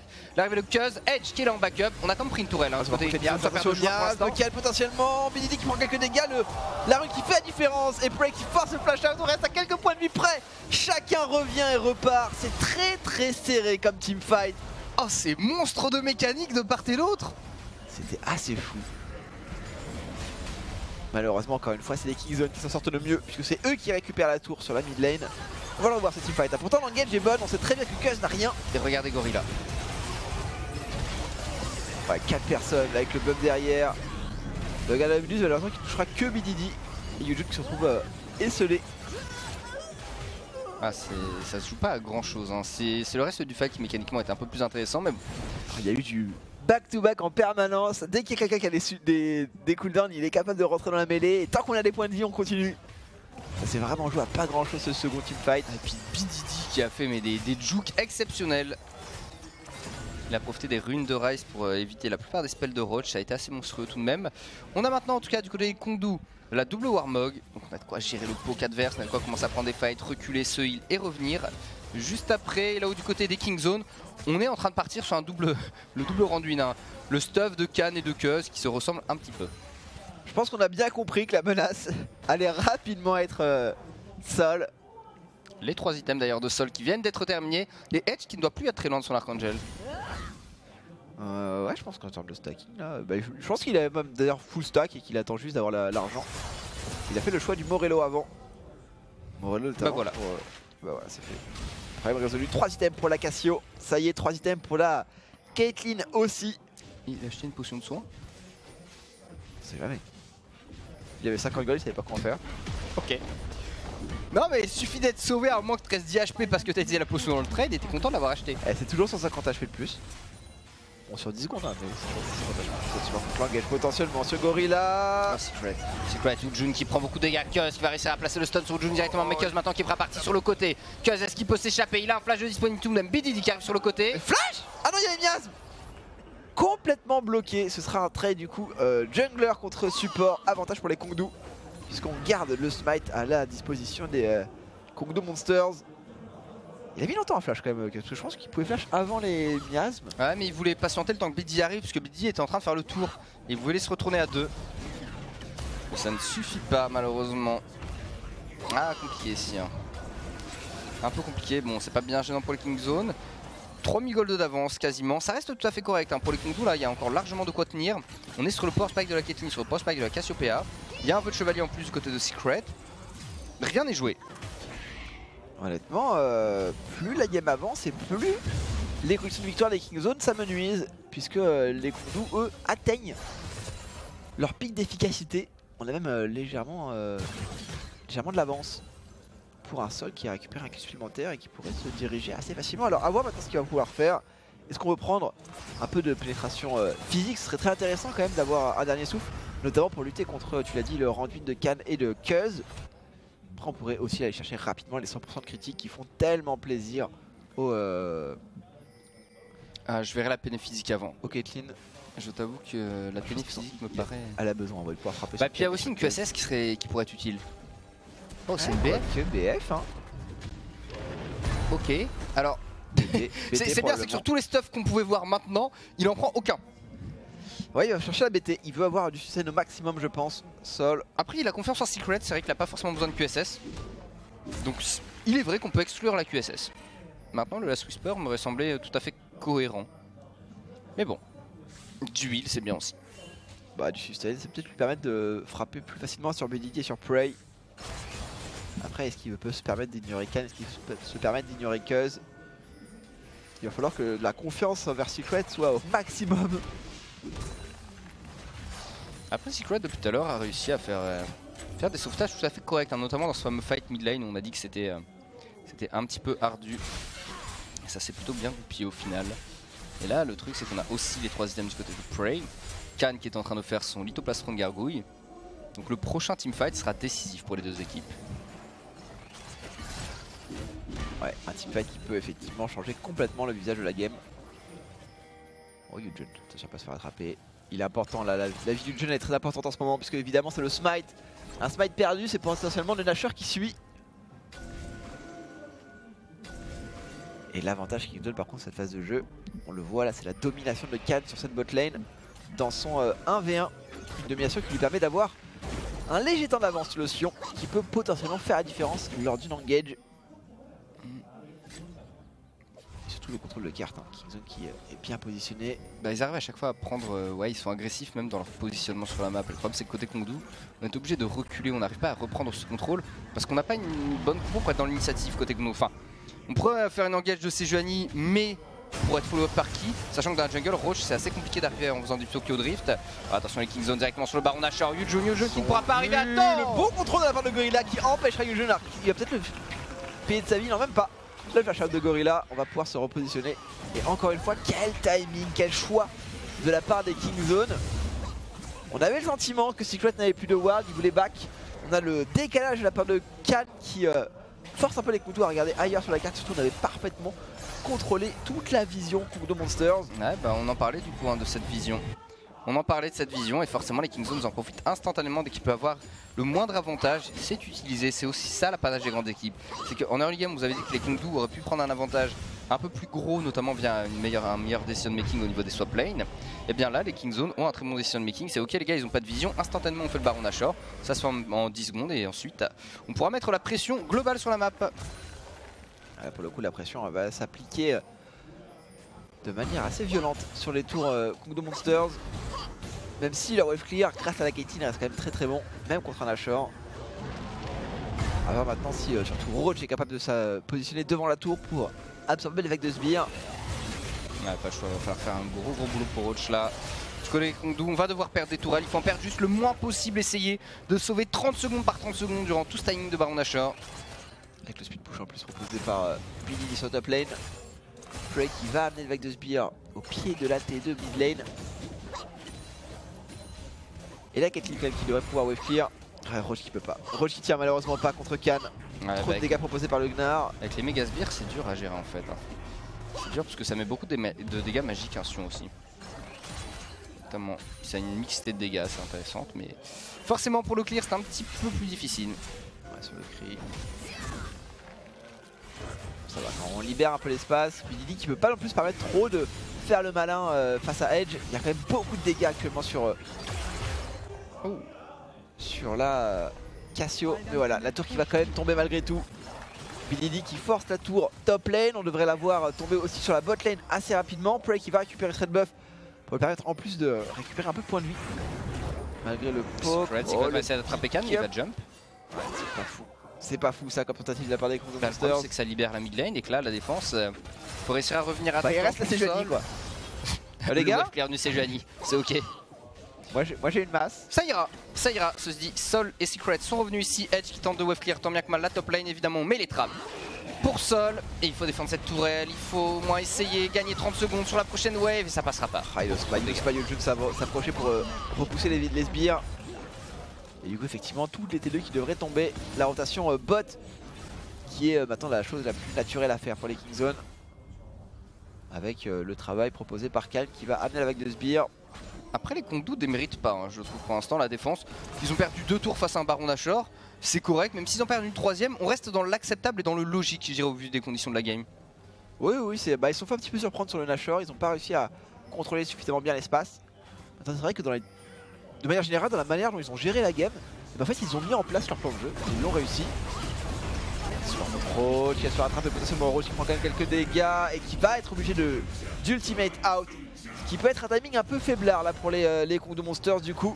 Parce qu'on n'a plus la force d'engage du Sion pour aller follow up sur l'ultimate de la Sejuani. Ça fait un 4ème dragon pour les Kingzone aussi. Parce qu'on n'en parle pas Tech, mais ces dragons alors ont une utilité ici plus ou moins restreinte, hein, c'est toujours intéressant les dragons de sang certes. Mais bon, on n'est pas sur les dragons les plus intéressants pour les Kingzone. Ceci dit, ça fait des stacks pour le tueur de dragons après. Qui lui aura donc 5 stacks au total et qui mettra beaucoup de dégâts. Point important, on a une BRK du côté de Khan. Ouais, Khan qui a vraiment vu frapper sur les points de vie, a forcément très élevé Lucian. Ça lui permet d'avoir en plus ses Sustain supplémentaires. Ça plus les dragons océans, pour le coup, Khan il peut rester très longtemps en lane. Ah bah il bougera jamais. C'est très compliqué effectivement de le sortir. C'est peut-être pour ça d'ailleurs que les Kongdu ont fait ce move pour essayer d'aller attraper le Gnar. Mais c'était sans compter quand même la très bonne vision de jeu des Kingzone. Khan qui a toujours quasiment entre 2 et 5 secondes d'avance sur ses attention, la souris inarrêtable, est-ce qu'on peut attraper Khan? Oh, le pré-shot de la part de Jun, très bien tenté tout de même, plus de flash maintenant pour le top laner Kingzone. Ouais, Khan qui perd son flash. Une opportunité de plus pour aller attraper le Gnar. On sent vraiment que c'est l'élément qui les dérange au maximum ce Gnar. Ils n'ont pas vraiment de réponse avec les Kongdu, ils sont obligés de se regrouper pour aller chercher les dégâts sur le Gnar. Attention par contre Gorilla, on trouve le dégât là quand même, seul qui peut frapper. Et qu'est-ce qui va être obligé de mettre la parade pour s'en sortir sans trop de dégâts. 4 items du côté de la Cassio.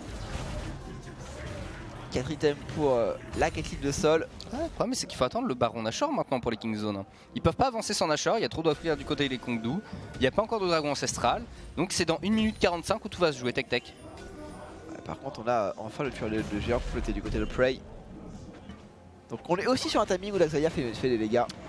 On a aussi certains timings où la Gaza fait des dégâts, mais si Prey s'avance à portée de dégâts, il va se prendre les dégâts de Sol et de Edge. J'essaie de positiver pour les Kongdu. Les Kongdu ont des armes pour gérer ça. Ah clairement, ils ont plus de range. De manière générale, ils ont plus de range. Ils ont une front lane qui, je pense, va rester plus longtemps efficace. Ah ouais, la front lane là, c'est un tank. Là. C'est un Panzer. Ils ont Panzer, Char Tigre.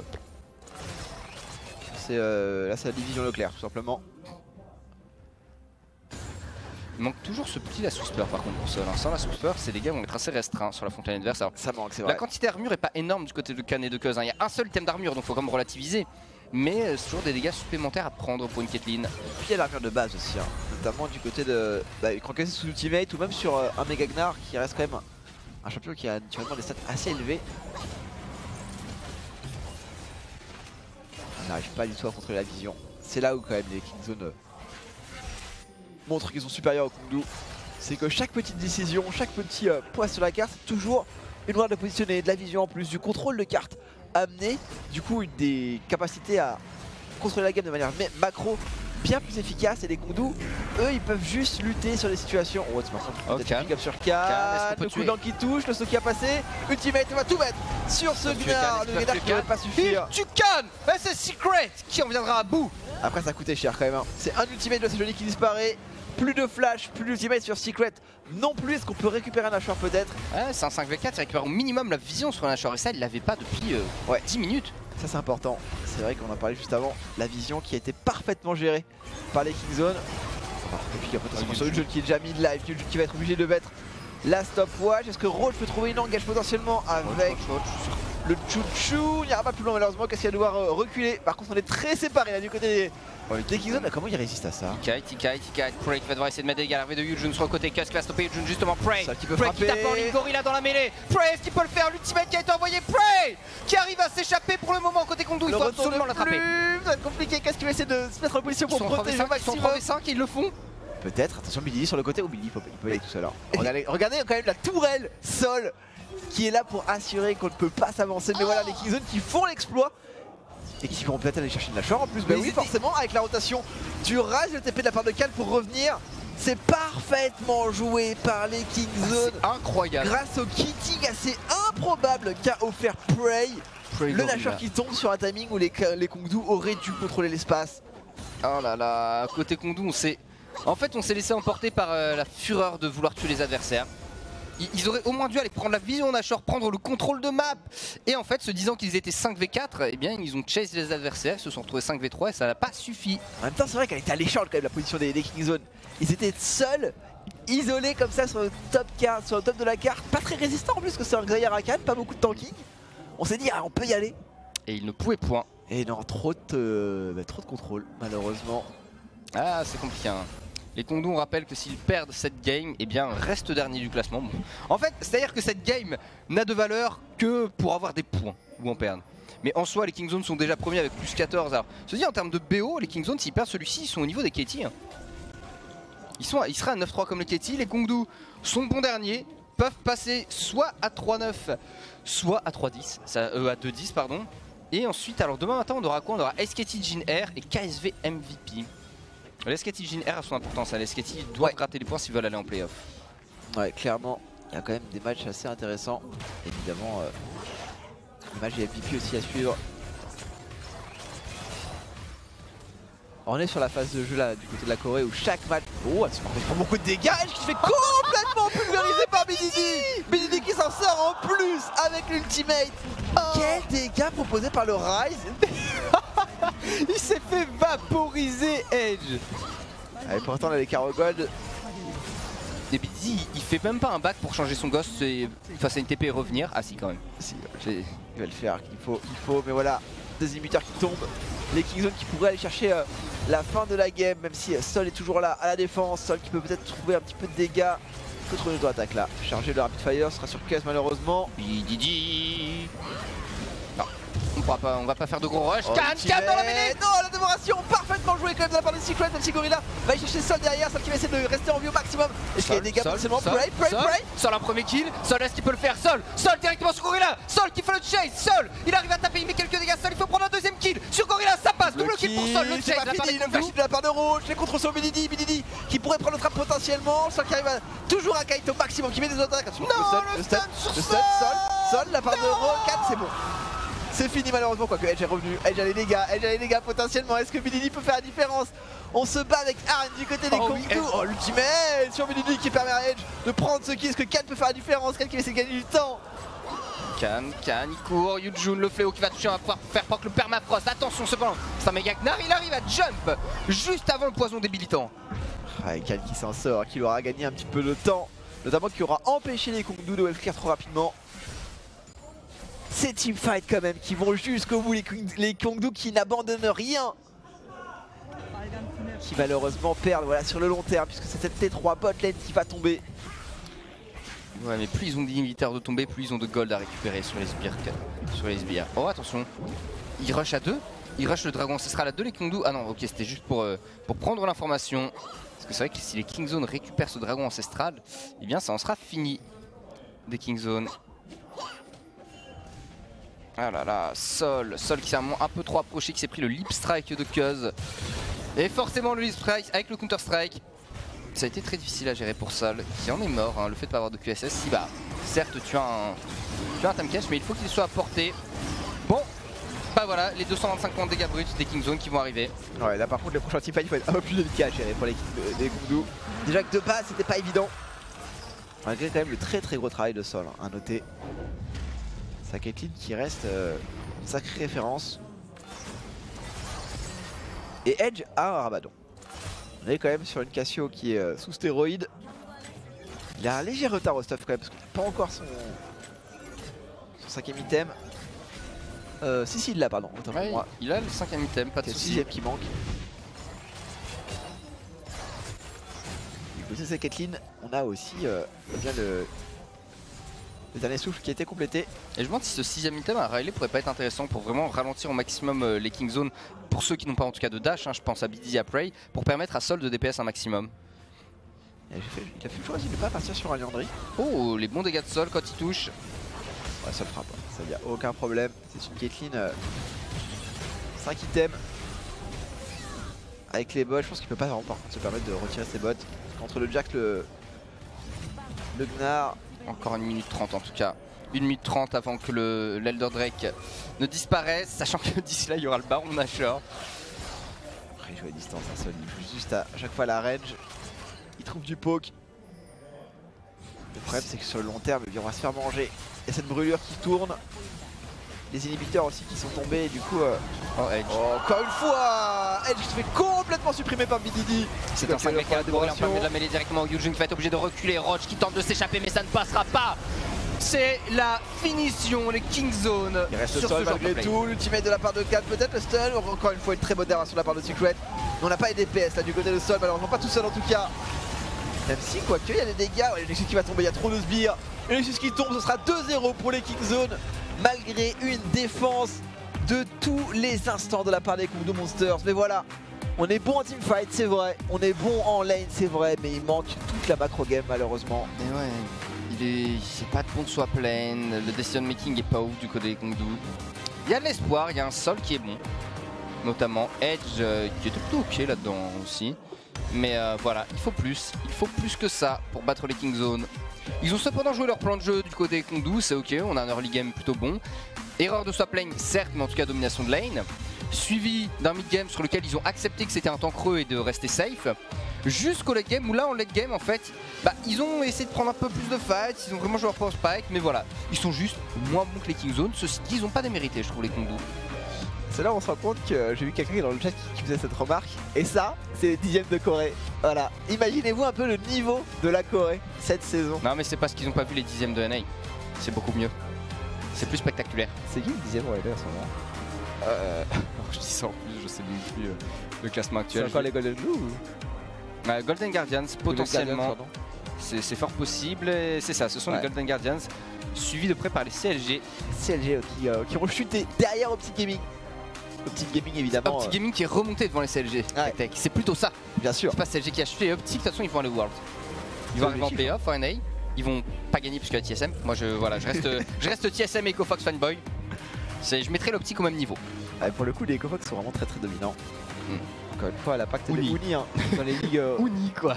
Le mec il prend n'importe quoi, il prend des match-up perdants. Enfin, surtout avec un GP face à Lucian, il gagne. Surtout avec un Yasuo face à Camille, il gagne. Uni. C'est un monstre. Il est très très fort. Après, il y a d'autres monstres. Là, on a vu notamment Kan qui en fait partie, même si c'est pas forcément le BO sur lequel il a le plus. Il a pas pu, il a fait son domination. taf de Gnar face à Sion quoi. Il a pas perdu en tant que. Il a gagné en tant que Gnar face à Sion. Ce qui est déjà beau. Voilà, il y a quand même un gros problème du côté de Edge, il trouve pas du tout de DPS malheureusement. À chaque fois, les deux derniers teamfights où il aurait vraiment pu complètement détruire l'équipe adverse, il s'est fait à chaque fois attraper par BDD. Suppression, disparition, le Rise qui détruit cette Cassio. Et par contre du côté de Sol, on a quand même pas démérité. Hein. Cette Caitlyn qui a fait son travail. Ah il a tapé Sol par contre, ça il s'est pas arrêté. Toute la game il a vraiment bien joué. Pour moi c'est, je sais pas, le problème de decision making en early, ce manque de swap lane a fait un peu mal. Cuz avec son Jax qui à chaque fois dans les fights le but c'était faut que j'arrive à placer un stun sur les carries adverses. Si j'arrive mon job est fait, mes carries à moi vont faire le boulot. Le MVP 6 sera Prey peut-être. Prey il a fait BDD.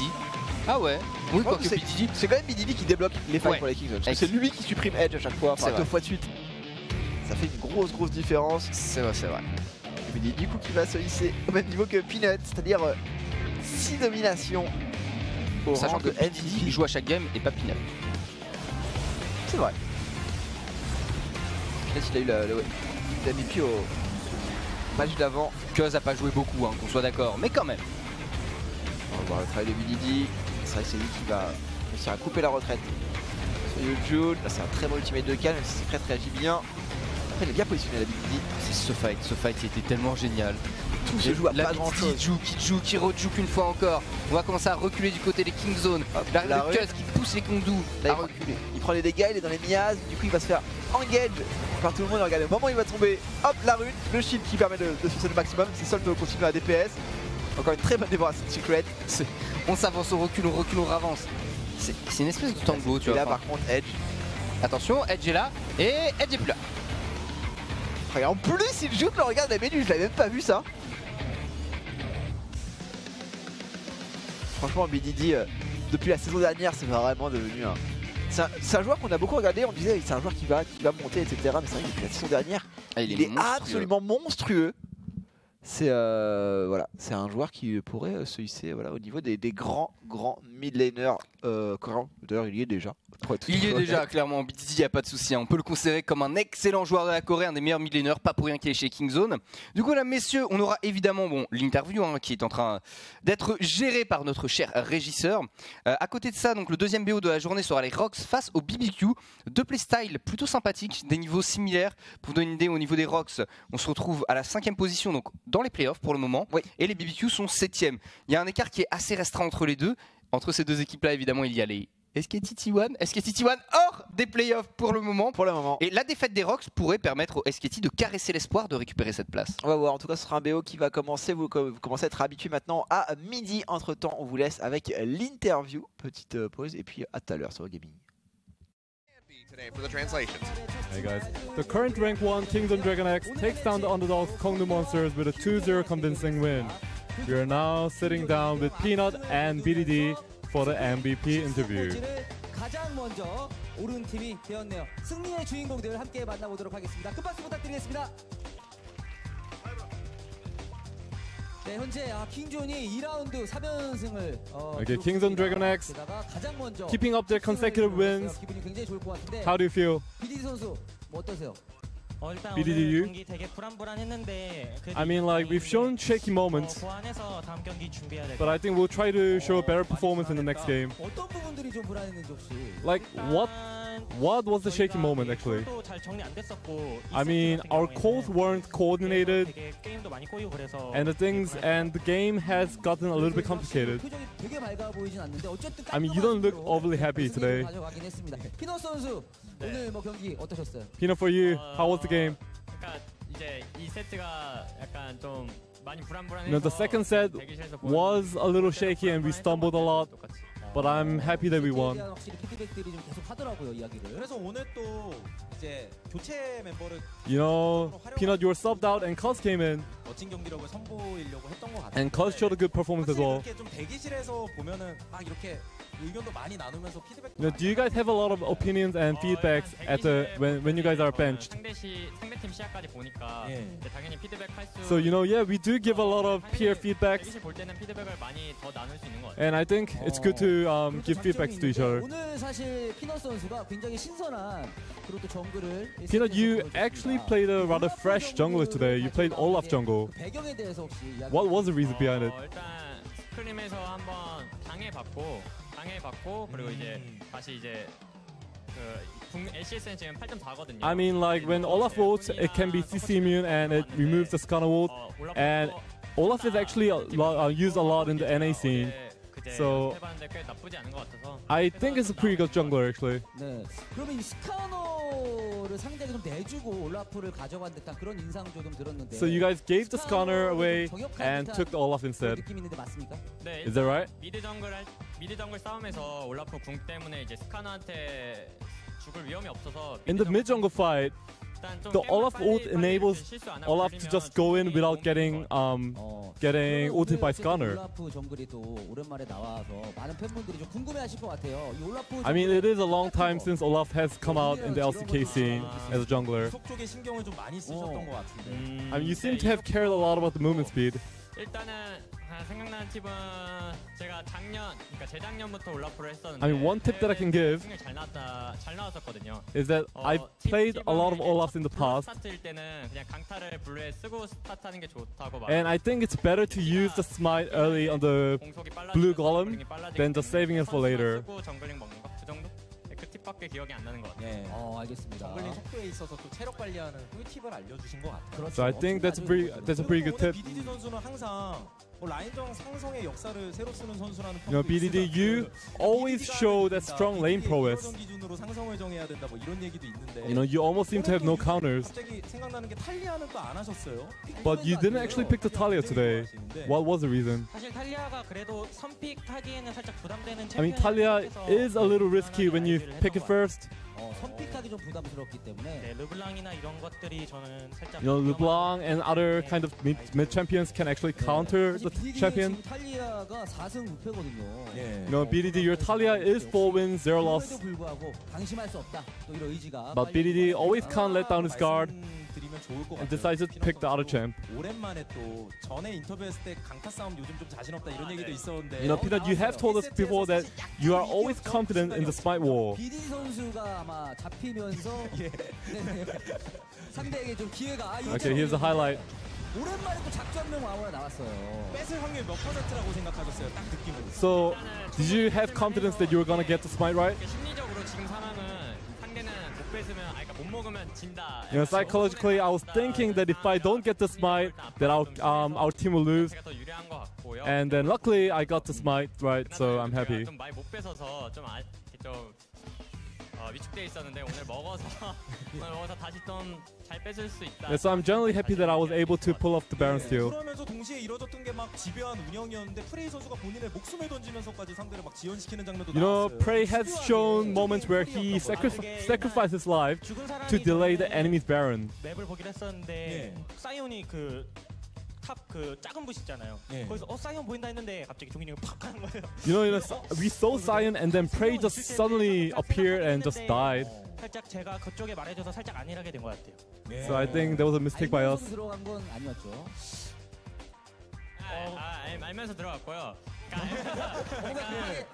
알면서 들어갔으니까 이제 대충 생각은 했는데 이제 종인 형이 수은을 너무 빨리 써서 수은만. No, Prey used the QSS a little too quickly, and then it turned out to be a misplay. 그냥 프레이 선수 얘기 나온 김에 팬분들이 그런 얘기를 하세요. Okay, let's talk about Prey. 이즈 사랑에 대한. You know, Prey's love for Ezreal.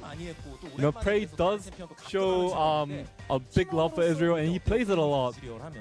So why do you think he plays Ezreal? 일단 옛날부터 낮은 시절부터. I mean, it's his comfort pick since the Najin times, and he is really good at champion. So I do personally think that the best Israel players are Bang and Prey. BDD 선수 2세트 멋진 장면을 라이즈로 BDD, there was a fascinating moment in the second set with the Rise. 기억나세요? 본인 한2 장면 기억나는 거. Do you remember this moment? 하나고. 네, 맞아요.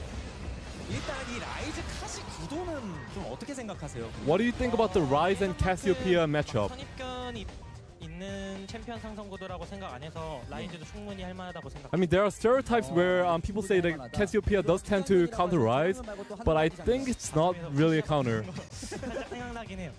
알겠습니다. 역시 MVP를 또 받았는데 사실 2세트 본인들이 스스로 아까도 말씀. In the second set, you guys actually confessed 쉽지 않았죠. that the game wasn't too easy. 그래서 아마 2세트에 대해서 생각할 것이 굉장히 많은 것 같아요. So I guess you guys have a lot to think about the second set. 그랬어도 이렇게 10승 고지를 가장 먼저 점하면서 여전히 가장 강력한. You guys are just on a uprise, defeating every opponent. 부탁드릴게요. 피너 선수부터네. 네네. Peanut, you too. 이제 다음 경기는 저희가 이제 8.4 패치 버전으로 하게 되는데. You know, next game we'll be playing on the patch 8.4, 시간 별로 없어서 좀 and 걱정되긴 하는데. we don't have too much time to prepare for it, so I'm a little worried. But I'll try to deliver the best performance I can. 네, 감사합니다. 네, BDD 선수도 And BDD, 저희가 오늘 경기력에 살짝 불안했는데. you know, our performance today wasn't too great, but we'll try to implement better maneuvers and show great performance in the next time. 네, 10승 기록과 함께 굳건히 1위를 Kings and Dragon X achieving their 10-win streak, and that is the end of the interview. We'll throw it back to the casters. Thank you very much, Andy, for the translation. Always good to hear from those guys there. But Peanut's a liar. He says that he picked up Olaf from the LCS. There's been no games in the LCS or the NACS this year of Olaf Peanut. He didn't say when. He didn't say when he picked it up. You can't decide. La réclame sur Roger Lol. Noah et Ellie, avant leur cast. Je sais pas ce que j'ai en ce moment. Je suis pas au top, je suis ballonné. Je crois que j'ai le stress de casser les LCS à Neuilly. Ah ouais, tu les as vus jouer? Ouais, je sais, c'est pas terrible, mais t'as une solution toi? Ouais, abonne-toi au Gaming LOL. Ah, au Gaming LOL? Ouais, je te jure. Hein. Depuis que je suis abonné, moi, Golden Glue carry, Pobelter est un dieu, Double Lift utilise son flash. Je te jure, ça vaut le coup. Labo OG-LOL contient du carry actif. Il agit de l'intérieur, tout est en ordre. C'est trop bien. Merci beaucoup, j'y vais mettre tout de suite. Hein. Je t'en prie, toi. Labo OG-LOL, actif à l'intérieur et ça se voit à l'extérieur. OG-LOL, être meilleur chaque jour.